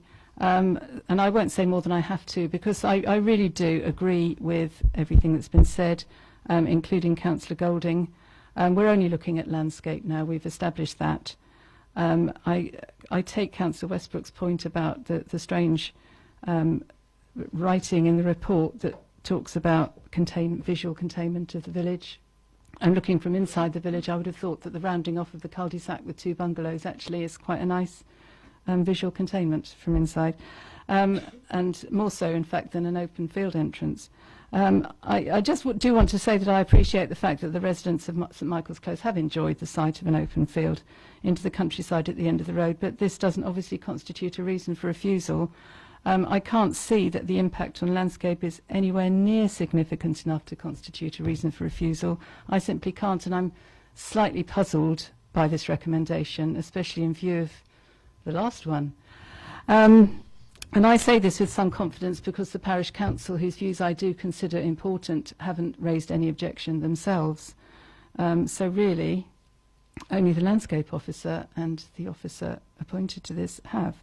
One final point I'd just like to make, which I hope will give some comfort to people who are frightened that this field might be developed. The owners could have sold the field to a speculative developer, but they haven't. They've chosen to keep it. They've chosen to build two modest dwellings, and they plan to live there themselves. So in many ways, this is now going to close off any speculative development. This is going to be the end of the story, and the field will be safe.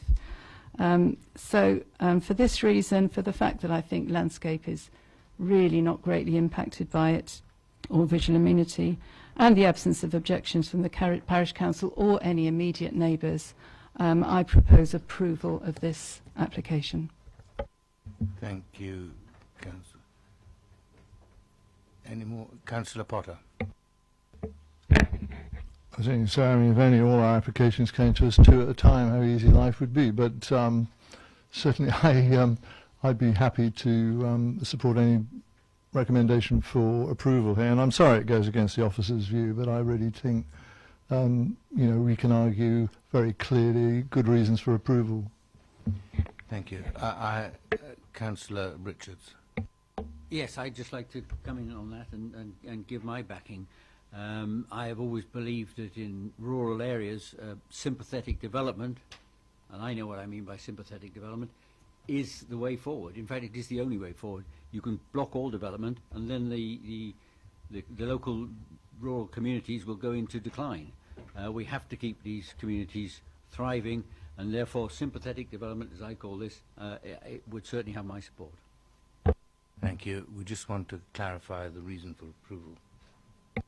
Chair, hopefully just to help the committee move things along with regards to potentially for the vote for approval would be that the committee consider that sustainable form development contributing to housing supply with no adverse impact on the landscape character of the area is the summary of the reasons for approval. Right, I have proposal for approval. Those in favour and a seconder. Those in favour, hands up. This is with the legal agreement. Unanimous. So, conditions in 106, please.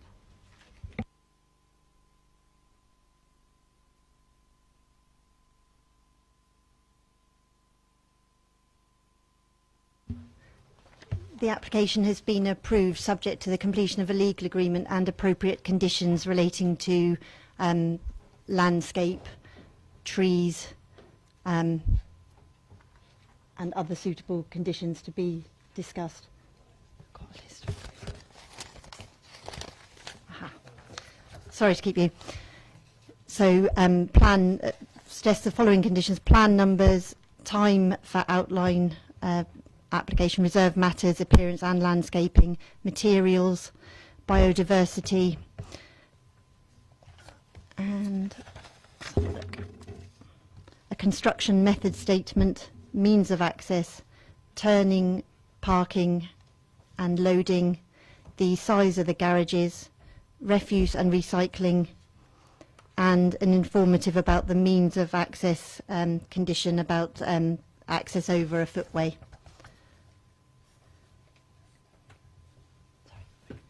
Yeah, there is also environmental health conditions in relation to construction noise and contaminated land. And there are a tree condition to seek and approve full arboricultural detailing as to how the access road would come through onto the site. Thank you, Lucy. Right, we now move to item number 3, which is the land west of Hunters, Newnham Lane, Newnham. And I have speakers, Mr. Wilson in support, and Councillor Goodison will open the debate, and Trevor Campbell-Smith will introduce it, please. Councillor. Could I just say Councillor Westbrook will be back in 1 minute. If you want to delay it, just for him to get back so that we're all hearing the same thing. He hasn't left the committee like Councillor Tomlin did, so he will be back in just 1 minute if you could delay for a second or two. I'm sure.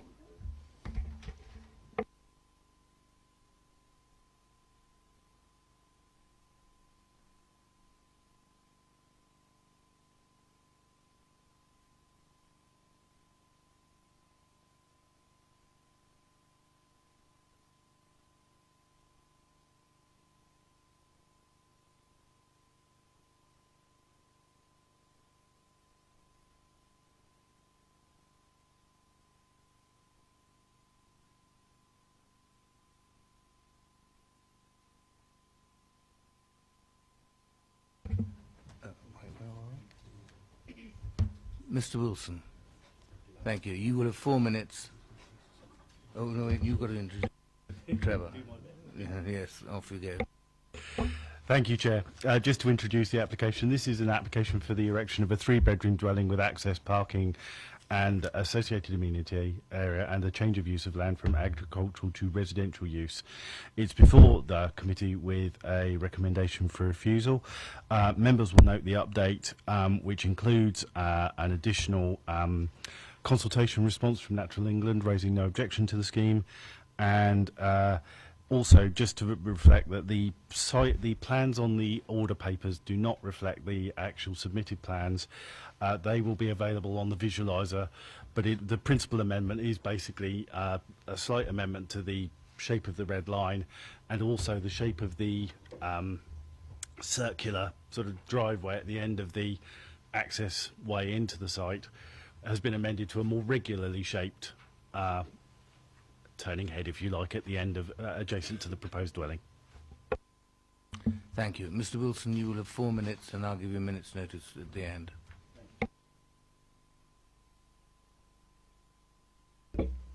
Ready? Good evening. The village of Newnham means a tremendous amount to Bethany, my family and I. So the last thing we really want to do is ruin it.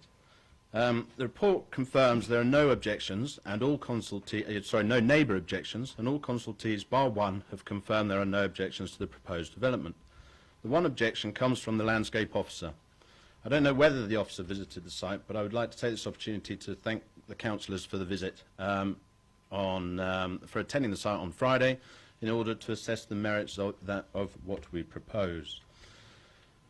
I'd like to address the 2 recommended reasons for refusal. I'll start the wrong way round, but with reason number 2 is a technical one concerning Section 106 contributions that we have agreed to pay. Had the paperwork been provided at an earlier stage, the agreement would have been completed before today. If the committee resolves to approve the application, the legal agreement will be completed as soon as practically possible. Reason number 1 is the landscape objection to the position of the proposed dwelling. We felt that the position of the house in the lower field would be more sympathetic to the conservation area. This is outside of the conservation area.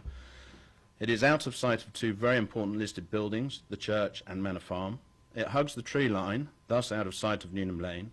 It is actually not visible from any public vantage point.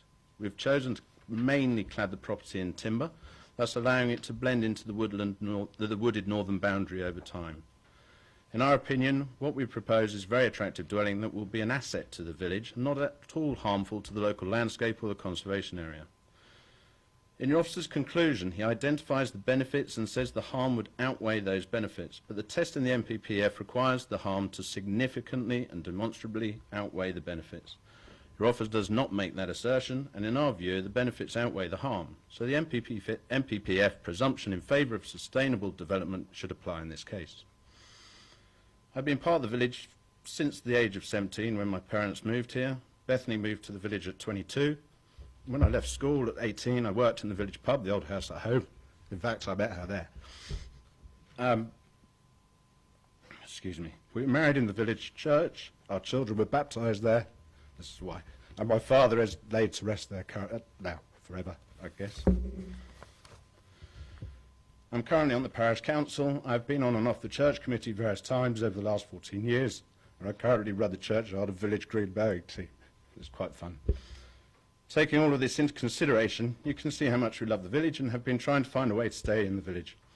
Due to a change in work circumstances, we have spent the last 18 months living with my mother in her home. If we are successful in gaining the permission, we would sell Hunters, use the released funds to build, and then subsequently live in the proposed new forever home. Many thanks for your time. Not at all. Thank you, Mr. Wilson. Question? Councillor Goodison. Thank you, Chairman. Just one quick question, Mr. Wilson. I think I'm right in saying that on Monday morning you were asked to produce a topographical plan of the site in view of the fact that your application went in 4 months ago. Perhaps a little unfortunate that they waited till Monday to ask you for a plan. I presume I'm correct in saying that you would happy for if the committee were to approve, you would be happy for it to be conditioned that you produce such a plan in due course for the benefit of the planning department. Thank you. Absolutely, no problem at all. Thank you. Any more questions? No? Thank you, Mr. Wilson. Right, questions to officers. Do you want to speak now, Councillor Goodison, or debate? Debate. Excuse me, I'll wait, if I may, until the debate starts. Yeah, good. Thank you. Great. Questions to officers? None? Right, debate. Councillor Goodison. Thank you, Chair. I'll be very brief. I'm grateful. Start off by saying I'm very grateful to those members who were able to go on the viewing panel, because I do feel that, in view of the fact that the sole objection to this is a question of its impact on the landscape, etc., it was helpful and necessary for people to actually view the site in order to form a view as to whether that was reasonable or not. So I'm grateful that for those who were able to come. Just a few brief comments. The parish council, which I'm very familiar with, takes their job, their responsibilities very seriously up there. During the public housing consultation of 2 or 3 years ago, whenever it was, they did submit in their response a statement saying that the parish was not opposed to having 10 or 15 new houses over the period of an LDF, provided, of course, that the parish council itself is in support of any application. So I'm glad to say that the parish council in this particular case, are in support. I would mention, knowing Newnham quite well, that for those of you who don't know it quite well, it does have a very defined, village centre, church, local green, pub, etc., all in a very close, approximately to each other. But the residences are scattered over the whole of the parish, and not necessarily, or settlement, I should say, and not necessarily all housed around the village green. I mean, this application, if approved, would just be another random scattered 3-bedroom residence within the boundaries of the settlement. I would mention that 150 yards away, very close to that building, you see, just below mid-centre, there is in fact a caravan which has been an occupied residence for 10 years, and that's only 150 yards away from the site.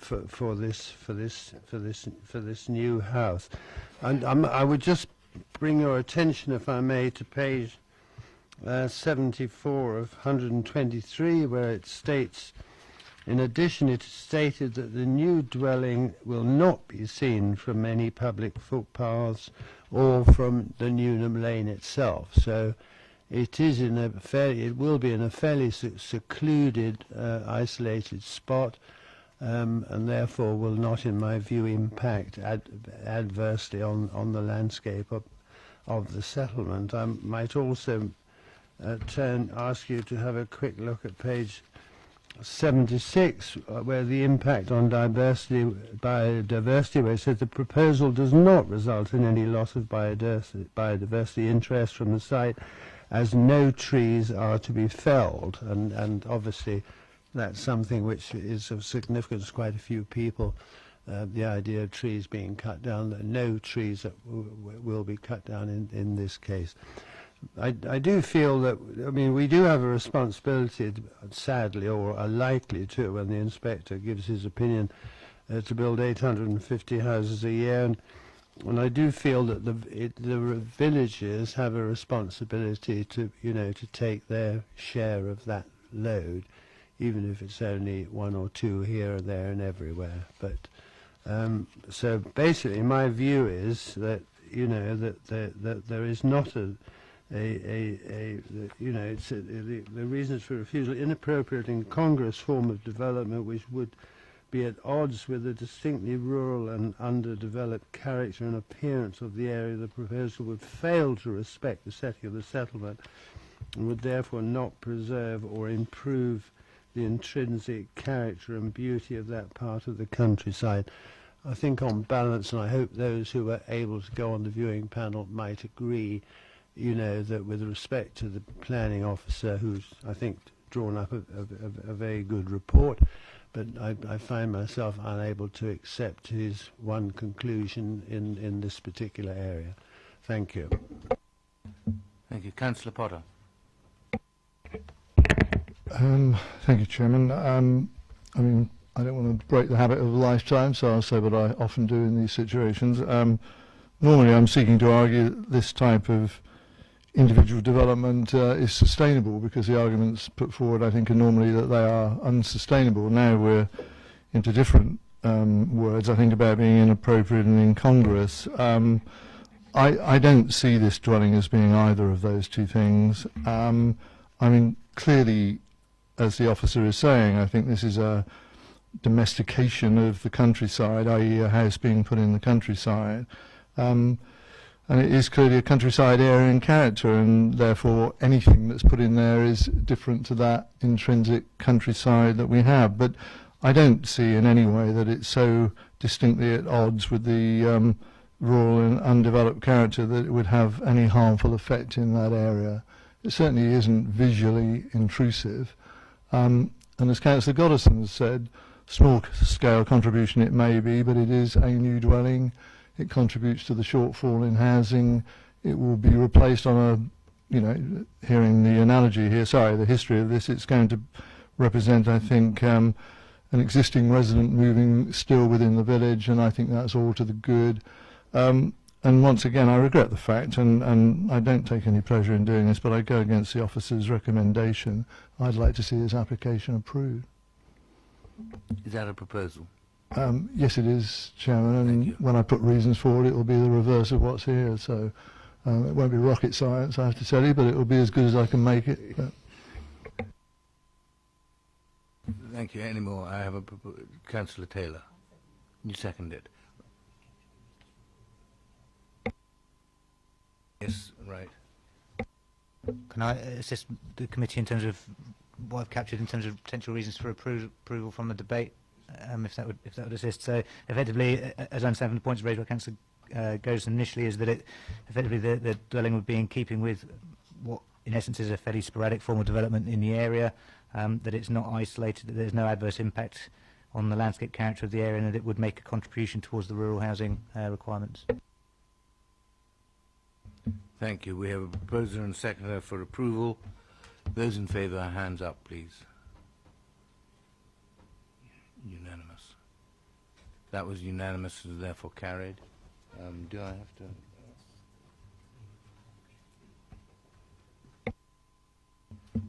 Will you finalise it? Thank you. Thank you, Chair. The application is therefore approved, subject to the completion of a satisfactory legal agreement. For members' consideration are a number of conditions which we would recommend be applied to the application.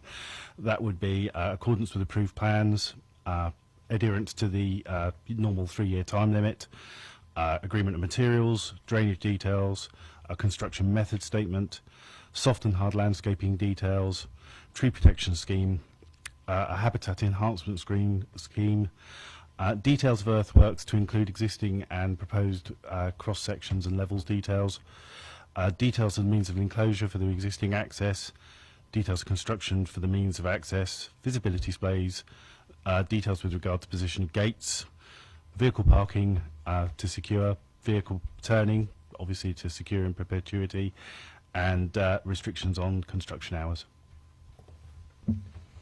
Thank you, Trevor. Members, we move to item number 4 now. The Chapel, Sunnyside Cottages, Aldermaston Road, Sherborne, St John. I have speaking Mr Smith objecting, in support Mr Day, and Councillor Richards will read a submission by Councillor Leake, the ward councillor. So can I start off with Trevor Campbell-Smith introducing it, please? Thank you. So this is an application for the change of use of a D1 non-residential institution at the site to number 2-bed dwellings to include alterations to the fenestration to the front elevation, mainly the introduction of doors to the front and the removal of an existing porch, and a single-storey rear extension. There is an update on the paper which I'm struggling to find, which details additional comments from the Sherburn St John Parish Council. Also, there is a mention on there with regard to the use of the unit, the proposed site being restricted. Actually, that is not quite correct. The planning history is somewhat tied up between the dwellings at number 5 and number 4, and actually the restrictions mentioned in this part of the update actually apply mainly to number 5 and not actually to this site, which has an unrestricted D1 authorised use. Thank you for that. Mr. Smith. I've got... Is that right? Mr. Smith?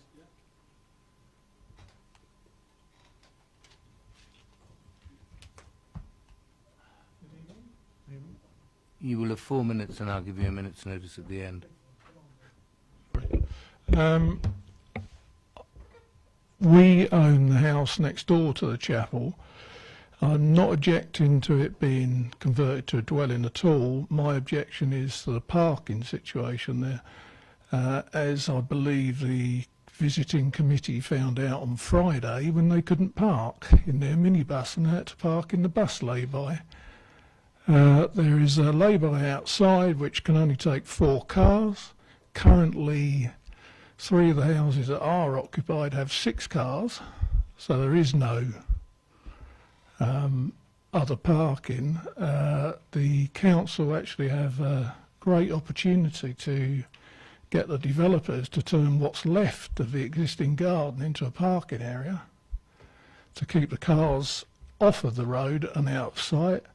Otherwise, at some stage, either Basingstoke or Hampshire Council are going to have to put in another parking lay-by at their cost, I would assume, and therefore the ratepayers.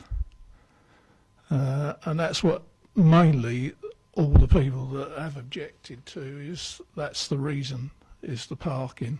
It's very close, about 60 metres from quite a bad bend and a T-junction. And the line of sight coming out of some of the places is non-existent anyway, so that's the only objection, is that. Thank you very much. Can you switch your light off? Sorry? Can you switch the light off, please? Any questions for Mr. Smith? Councillor Goodison. Thank you, Chair. Purely as a matter of interest, how would you view the application if it was for 1 rather than 2 residences? Could have just left it on. The only thing is that obviously for two bedrooms in the chapel, there's a potential of 4 cars instead of 3 as a 3-bedroom. The other 2 houses are going to be assuming 2 bedrooms, so that's, you know, possibility of 8 cars. I mean, as you saw for yourselves, there's nowhere to park there. So where are they going to park? They can only park on the grass verges, and the existing houses cannot see to get out if they park there. Thank you. Councillor Taylor, you'll have to switch yours off, I'm afraid, because she can't speak. Thank you. You're suggesting that there might be possibility of creating parking spaces by using up garden. Are you talking about the front garden?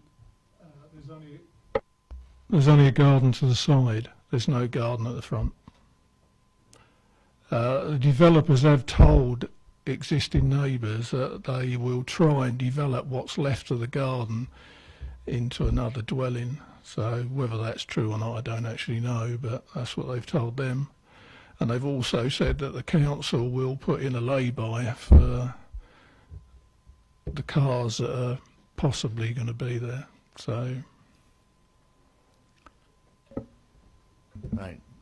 Could I ask Yeah, a supplementary? carry on. Could you just talk about parking around the side? Whose land is that? Presumably that belongs to the house on the end. There is a track. The row there, where you see the scaffolding, to the left of that is a garden for the end house, basically. To the side of that, there is a track that goes through to a field owned by the farmer around the corner. The original tenant, who'd been there for, to my knowledge, 35, 40 years, had a right of way going up to a small garage at the end. So there's a possibility of using that track. They can't come out in front because it's a bus stop. So they would have to go in the side. They've already cut down the hedge and the few trees, small trees I have to add, that were in the garden.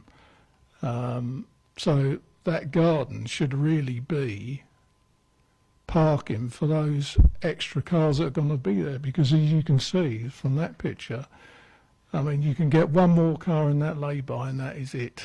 And there are 6 there already, and the possibility of another 8 is a little bit concerning, to say the least. And that's not just from me, it's from, you know, all the other residents that live there. Good, thank you very much. Any more questions? No? Thank you, Mr. Smith. Now, Mr. Day.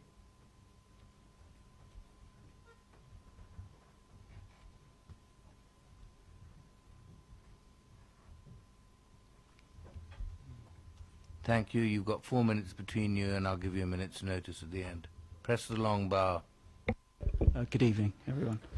My name's Justin Day, and I'd like to comment on the Planning Officer's report and the comments contained within it.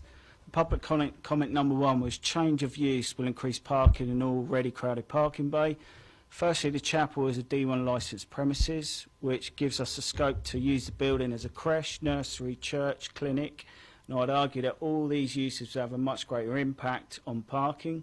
Furthermore, I could also change the D1 licence, as Mr Tanner points out within his recommendation, to an A1, A2, A3 or even B1, which again would have substantially greater impact than residential use.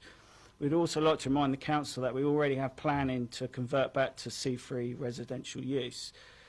The application and the building, the Sunnyside cottages, have excellent transport links. There's a bus stop outside that runs every 20 minutes into the centre of Basingstoke and the local hospital. Comment number 2 was at least 8 cars which will require parking with nowhere to park. We would like to say that 8 cars between 2 two-bed terraces is not really realistic in our opinion. Comment number 3 was existing vehicles cause obstructions in roads which are hazardous to pedestrians. We don't believe this comment is relevant to our planning application, as existing vehicles are already there, so it has no bearing on to this application. Comment number 4 was current poor visibility while exiting property while bins are placed on pavements. Bin stores will be provided within our plans. And number 5 was proposals will constitute an overdevelopment of the building and would not be in keeping with the other properties. This argument, in our opinion, is completely wrong and inaccurate. If you'd like to check the internal design and the plan for the 2 terraces, you would see that they're absolutely identical in plan and size to the other existing terrace buildings. Externally, removing the porch from the chapel and putting back the 2 front doors, the external aesthetics of the existing terraces would be absolutely identical to the others, and we believe were originally like this, but there's no current history to find that. But according to some of the locals, they were like that. So in summary, in all due respect to my neighbours, they are basing their opinions on emotions and inconvenience, which is fair enough, rather than the hard facts and the obvious merit of this application, plus not considering the chronic shortage of housing within this area and in southern England itself. Our agents, like my agent, would like to pass on some comments from him, if you don't mind. So I quote, "But all the dwellings at present do not have any allocated parking. Parking is on a first-come, first-served basis in the labour outside the properties. The planning application cannot be refused based on parking allocation, as no parking exists for any of the dwellings at present.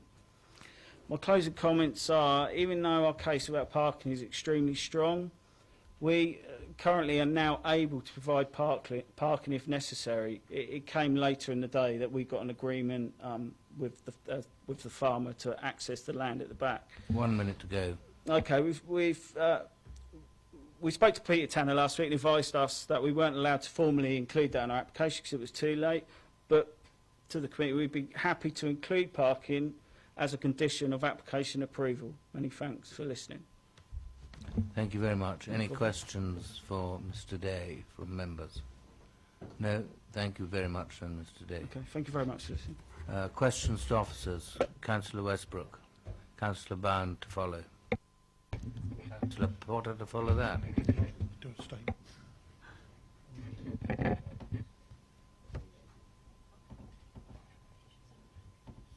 Hang on, we've got a statement from Councillor Leake, which is going to be read by Councillor Richards.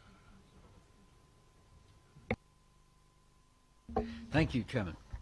Yes, if I may, I have been given this to read out from Councillor John Leake.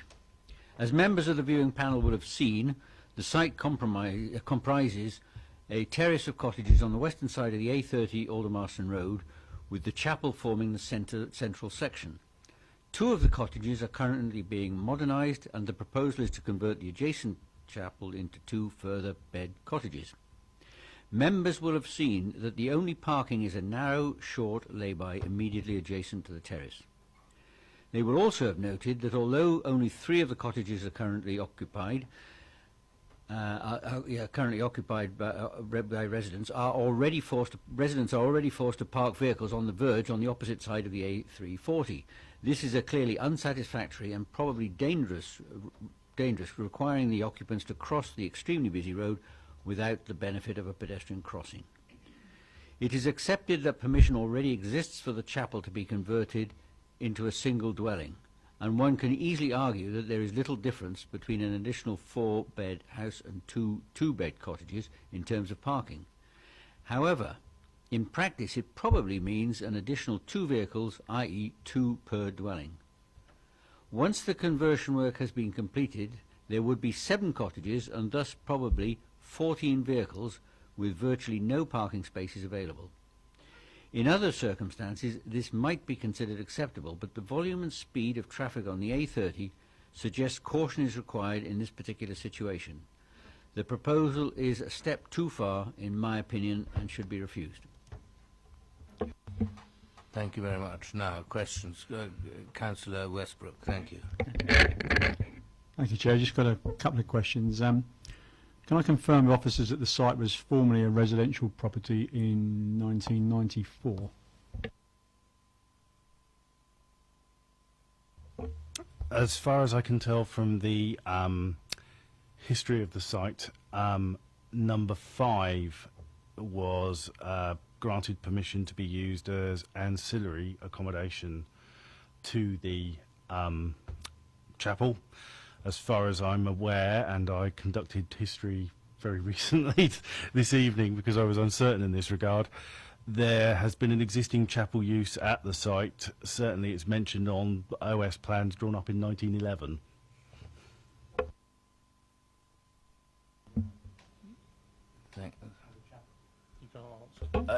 I don't know how it was originally built. I'm afraid I don't have that information. 1948 is as far back as planning records go, I'm afraid. The second question was, whilst we have information in the report about the size of the rear gardens, on page 88 of 123, we don't appear to have any information that I can see on habitable room sizes of dwellings. I presume that these 2 properties will meet those minimums.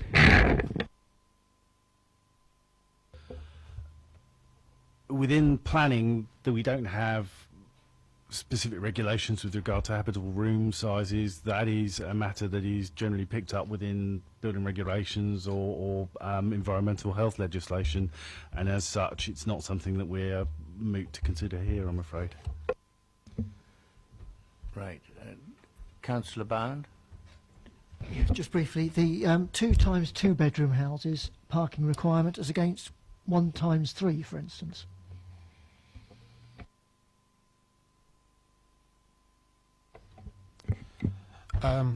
The single three-bedroom house would have a parking requirement of 2 spaces, which will be rounded up to, because as a fraction, will be rounded up to 3 spaces at this location. Similarly, for two-bedroom properties, because it's 2.25 per property, that would be rounded up to 5 spaces. Councillor Potter, did you?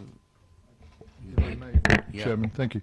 I mean, I was pleased to hear, I think, what Mr. Day said at the end of his contribution about the most recent discussions about improved parking provision. That apart, I mean, as I understand it, this current proposal for conversion can be accepted by us, and I know this is in the report, without condition, you know, to actually have allocated parking being required as part of the planning approval. I mean, with respect, I mean, we can discuss this all evening, and but our discussions about our requirements for parking are somewhat academic in the context of this application, and I think we need to note that it's not reasonable for us to make demands in respect of parking provision that we can't do under planning grounds, and I think that's the implication that we're facing tonight. So it's either acceptable as an application for the conversion that's before us, or it isn't.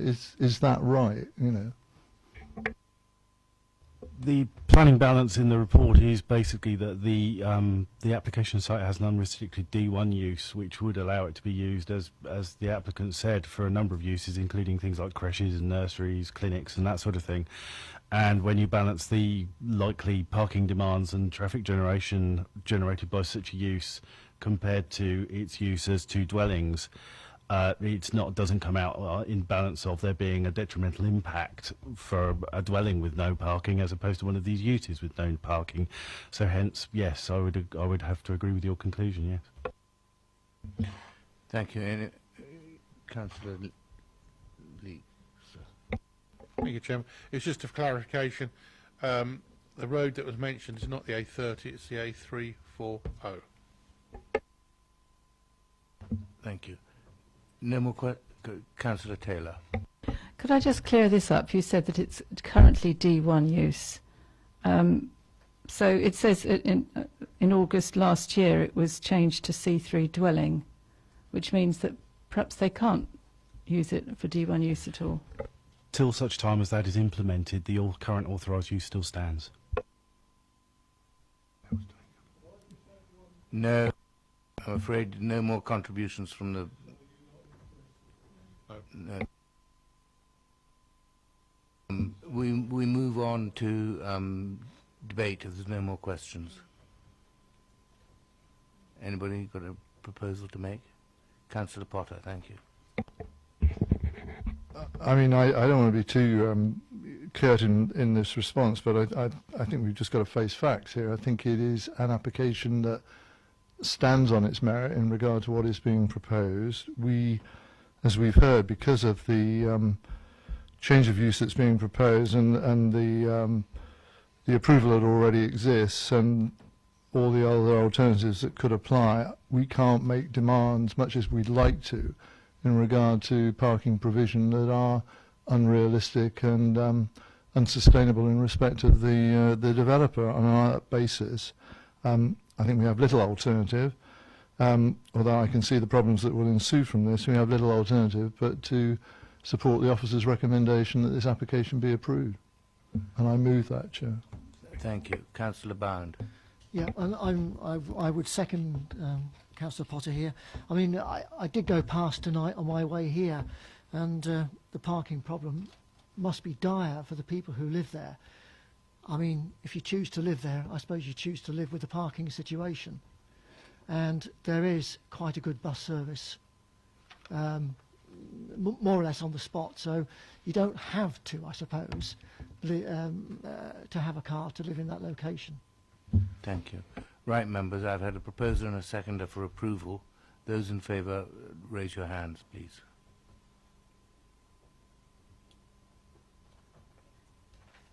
Those against? The motion is approved.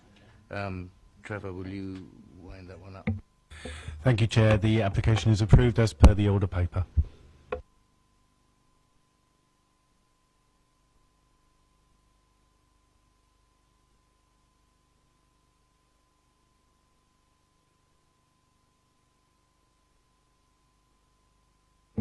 Thank you, members. We now move to item number 5, Bulls Bushes Farm, Oakley.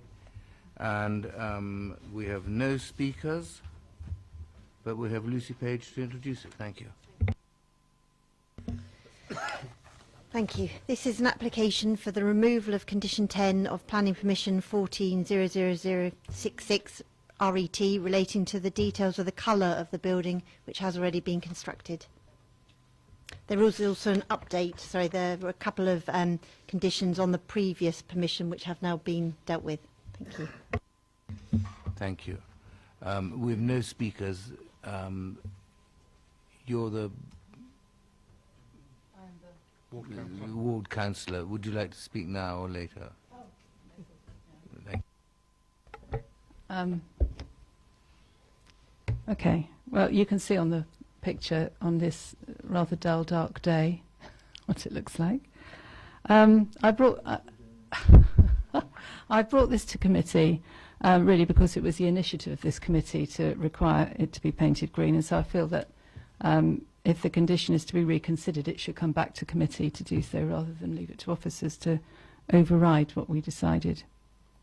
I have some small sympathy with the farmer here because although I absolutely hate the stark impact of the barn on the landscape, and it is more stark than that by far, I have to say this: the officer's report did originally state, and I quote, "It is considered that the materials proposed would be suitable for the rural location and would not appear unduly prominent within the surrounding landscape."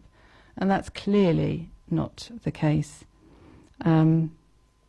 It came back to committee. It was originally approved because the barn that was built was too big and it was in the wrong location and the entrance was wrong as well.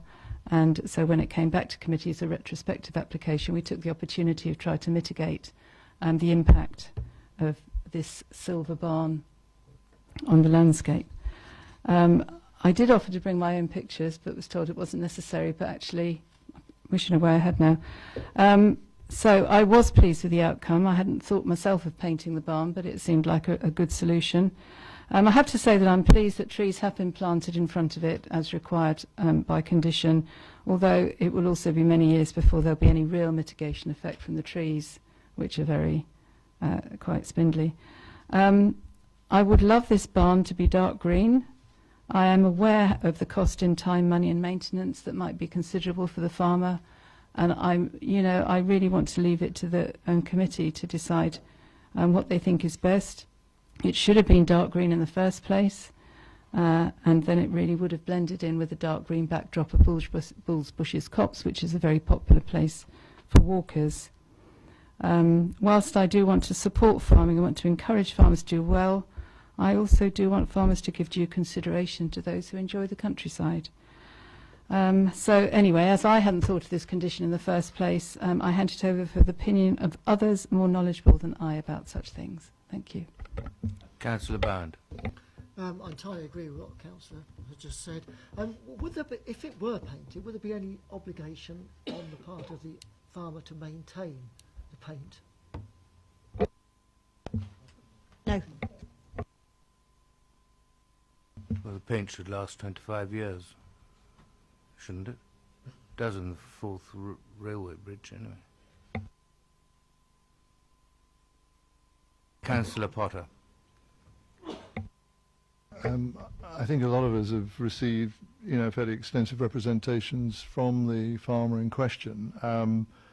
I do make that point at the beginning, really. I mean, I was a bit bemused to see the sort of likely lifespan of the paint that was being talked about, really. I had anticipated it would be rather longer than he was suggesting, but I'm no expert, and I don't really fill the category that Councillor Taylor was putting me in originally in terms of those with more knowledge, really. I think it was me who at the time had something to do with moving the condition that related to the painting of the barn, because as she's commented, I mean, it came to us as a committee because it was bigger than originally approved, it was in the wrong place, and the entrance was wrong. Apart from that, everything was hunky-dory. But that's why we looked at it again. But it wasn't in any way a vindictive move on my part at the time when we moved the condition in respect of painting. It was an attempt to make something as enormous as that and incongruous as that not stand out quite as much as it was going to in that setting, and therefore blending into the green background seemed a reasonable thing to propose, really. I knew nothing of the costs. I do now, because this is what's been put to us. I'm not trying to be unreasonable in my comments on this, but I do genuinely think some of the things that we said originally about having real regard to the visual impact as you go down the road that I know the original picture showed is I think quite significant, really, in terms of the landscape and the setting within that landscape. And I'd certainly want to see some attempt made to actually, you know, create a better blending than we are currently going to be faced with. As Councillor Taylor says as well, although we had conditions which were suggested at the time in regard to landscaping, it may well work in years to come, but it's going to take a long time for that screen of trees to actually, you know, become standard and to be established. I mean, there might be a compromise, and I don't mean this to sound too silly, but that's the visual aspect that is most offensive, really, I think, in terms of the blend. So some compromise in terms of painting that we can see rather than all of the building would work, I think, because that's where the main visual impact is, really, and that was the intention originally. So my presumption is that could be done a lot cheaper, and some of the paint could be borrowed from the Forth Bridge, as you say, Chairman, probably give us 25 years life rather than the 10 years life that's being suggested. So I'd like to see some attempt made to comply with the original condition. Thank you very much. Forth Bridge is red. But I'm sure they make it in green. And I would agree with you entirely. When it was the colour of that building was very stark when it. I don't know whether anybody else got any comments. Councillor Richards. Thank you, Chairman. Yes, I have enormous sympathy with farmers. I spent a large part of my career very much involved in farming and farmers. However, my feeling on this would simply be that a planning permission was granted and accepted with certain conditions, and if the conditions are not carried out as agreed, then I don't think it's amiss of us to sort of come back and say, look, hang on, wait a minute, this is what you said you would do, let's do something. So, yeah, I think that's where I stand on the situation. Thank you. Councillor Westbrook. Just, I think just agreeing with Councillor Potter, the bits that you can actually see. I've been fortunate enough to have been on 2 detours to find this building since I've been on development control. So I have seen it on several occasions, and I think especially that view there, you can see, you know, it could be mitigated by at least painting the top half, I guess. So that would be my contribution. Right, members. Councillor Bound. I mean, do officers have any comment about this painting part of the building as distinct from painting the whole of the building? Yes, I think I suppose the key issue for consideration for the committee, and I will come back to the direct question about the specific of that elevation, but I think the consideration of the committee is application of conditions to make something that is otherwise unacceptable acceptable. That is the basis, if you like, in which the condition or conditions should be applied. I think the officer's report really tries to pick up on the fact that, in effect, whilst recognising the intent of the original condition, over a relatively short period of time, the building is nevertheless weathered to a degree. I'm aware that when it first went up, it was particularly prominent in terms of the reflective material that was used, etc. And on that basis, the recommendation was made to that the condition should be removed. I think that is still a sound recommendation. However, if the committee are effectively saying that the only way in which that development is acceptable would be for that elevation to have some form of treatment, then a potential way forward would be for the application, I think, either deferred or possibly approved, subject to agreement being sought with the applicant of a variation of the condition as opposed to entire removal of the condition, but that would clearly require further communication with the applicant before that happens. So I think the key issue for members is, by not painting that facade, would it make the development unacceptable, I guess, is the test before the committee. Any comments on that? Councillor Taylor.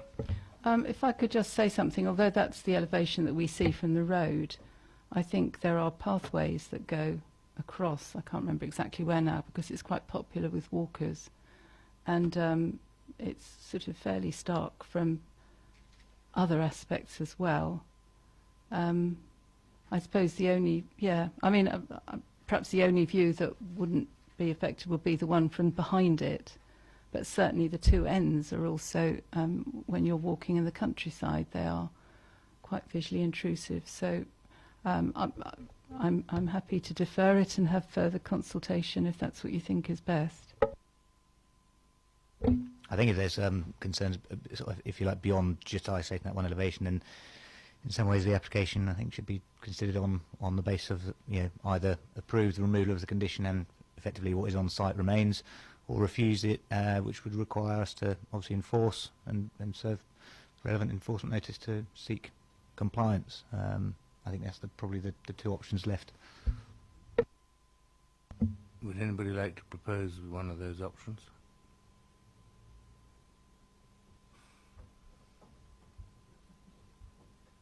Councillor Gerdeson. I'd be willing to propose that we refuse the application and insist that the original condition be complied with. Seconder? Right, thank you. We've got a proposer and a seconder to refuse. Those in favour, raise your hand.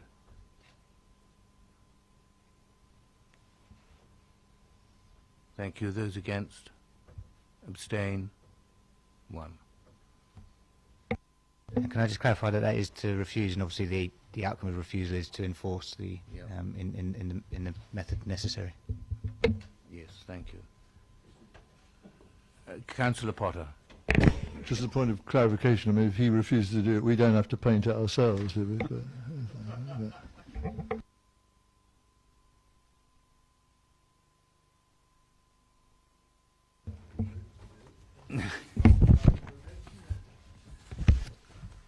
Item number 6, members, High Banks, 1 line, close Overton, Basingstoke.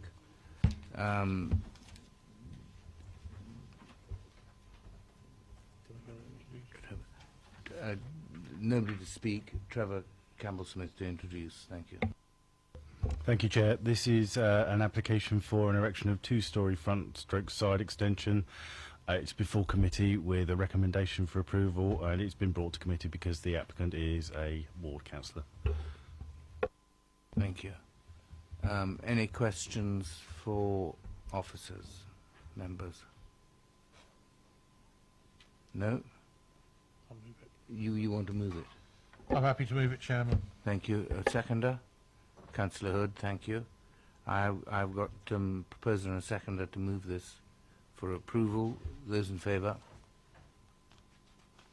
Thank you. That's overwhelming, unanimous. Thank you. Pass that one. Thank you, Chair. This is the application has been approved in accordance with the order paper.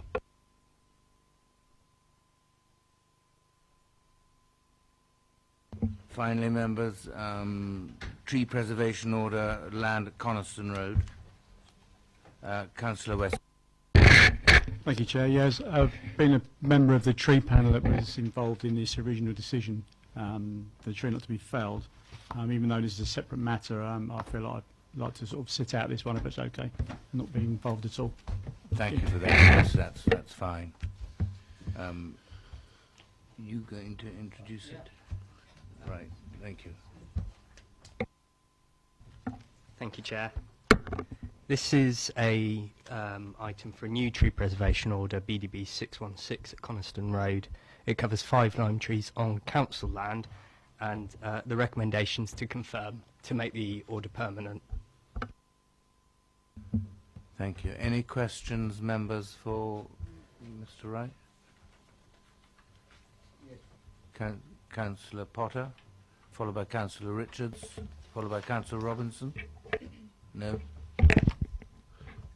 Could I just confirm with the tree officer, and forgive me not being an expert in this regard, really, I have to say I'm sympathetic to the officer's position in regard to the TPO. Let me say that as a preamble. But having looked at the trees which we did, even to a layperson like me, I could see that, you know, there is some work that might be required on the trees, and to that extent, I just wanted to know, in terms of the TPO, it wouldn't inhibit that in its own right, presumably, and therefore what it does is protect, but also would allow by condition and by agreement some work to be done on the trees if that was deemed to be appropriate for those particular specimens. Is that right?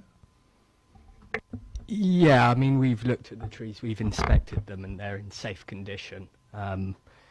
The tree preservation order would just allow a level of scrutiny to any proposal to prune the trees in the future. So, yeah, that's correct, essentially. Anyone else? Yes. Councillor Richards, sorry. Sorry, just a point of clarification. By the time I got to this stage in the dossier, I was maybe not taking it all in. Sorry, can you just confirm, there is a tree preservation order on there now. How long is this tree, when was this put on, this tree preservation order? The tree preservation order would be made about 6 weeks ago, possibly 8 weeks. That's I see. Okay, it's dead recent. Okay. Yeah, tree preservation orders, they'll stand for 6 months, and within that time we have to decide whether to make them permanent, which is, or to let them lapse, which is why we're here this evening. Sorry, excuse my ignorance. Thank you. Councillor Taylor. Thank you. I gather that the effect of this TPO is simply to stop people from cutting back their overhanging branches, because obviously if they're council owned, you're not going to be cutting them down anyway.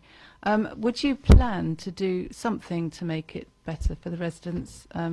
We know that lime trees can be a right pain and drop stuff all over the place. Would you attempt to just cut back some of those branches that overhang the front gardens of the properties?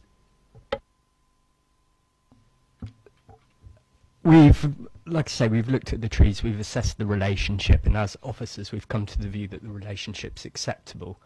The applicants, when they applied to us initially to have the trees removed, it's been through the tree panel as well, who upheld the officers' view that actually the relationship at the moment's acceptable, so we wouldn't be looking to do any work. What we would be doing, however, is going back to these trees every 5 years to re-inspect them to make sure that they're safe, so we're keeping an eye on them, and then if our inspections actually highlights that they do need work in order to keep them safe, then we'd carry those works out. But you're basically looking at the good of the trees, not the good of the people who are having them overhanging their gardens, is what you're saying? We're looking at the relationship. We've considered the disbenefits that the residents closest to the trees have come forward with, and we've weighed that against the benefits or the visual impact, the importance that the trees have in the wider landscape, and that's how we've come to the decision that the trees should be retained. This follows consultation with all the residents in the local area as well. Any more questions? Proposals? Leave the recommendation. Thank you. Councillor Goodison. Thank you, Chair. Well, really, I feel that we ought to support the, the opinion of the tree panel. I mean, they've inspected it, they've considered it, and they've come forward with a recommendation. I would wish to propose that we support that recommendation. I'm happy to second that, Chair. I have a proposer and a seconder for approval. Those in favour, raise your hands. Unanimous. Thank you very much. Frank, do you want to... Yeah, just to confirm that Tree Preservation Order BDB 0616 is confirmed. Thank you, members and officers. That's the end of this evening's toil. Good night.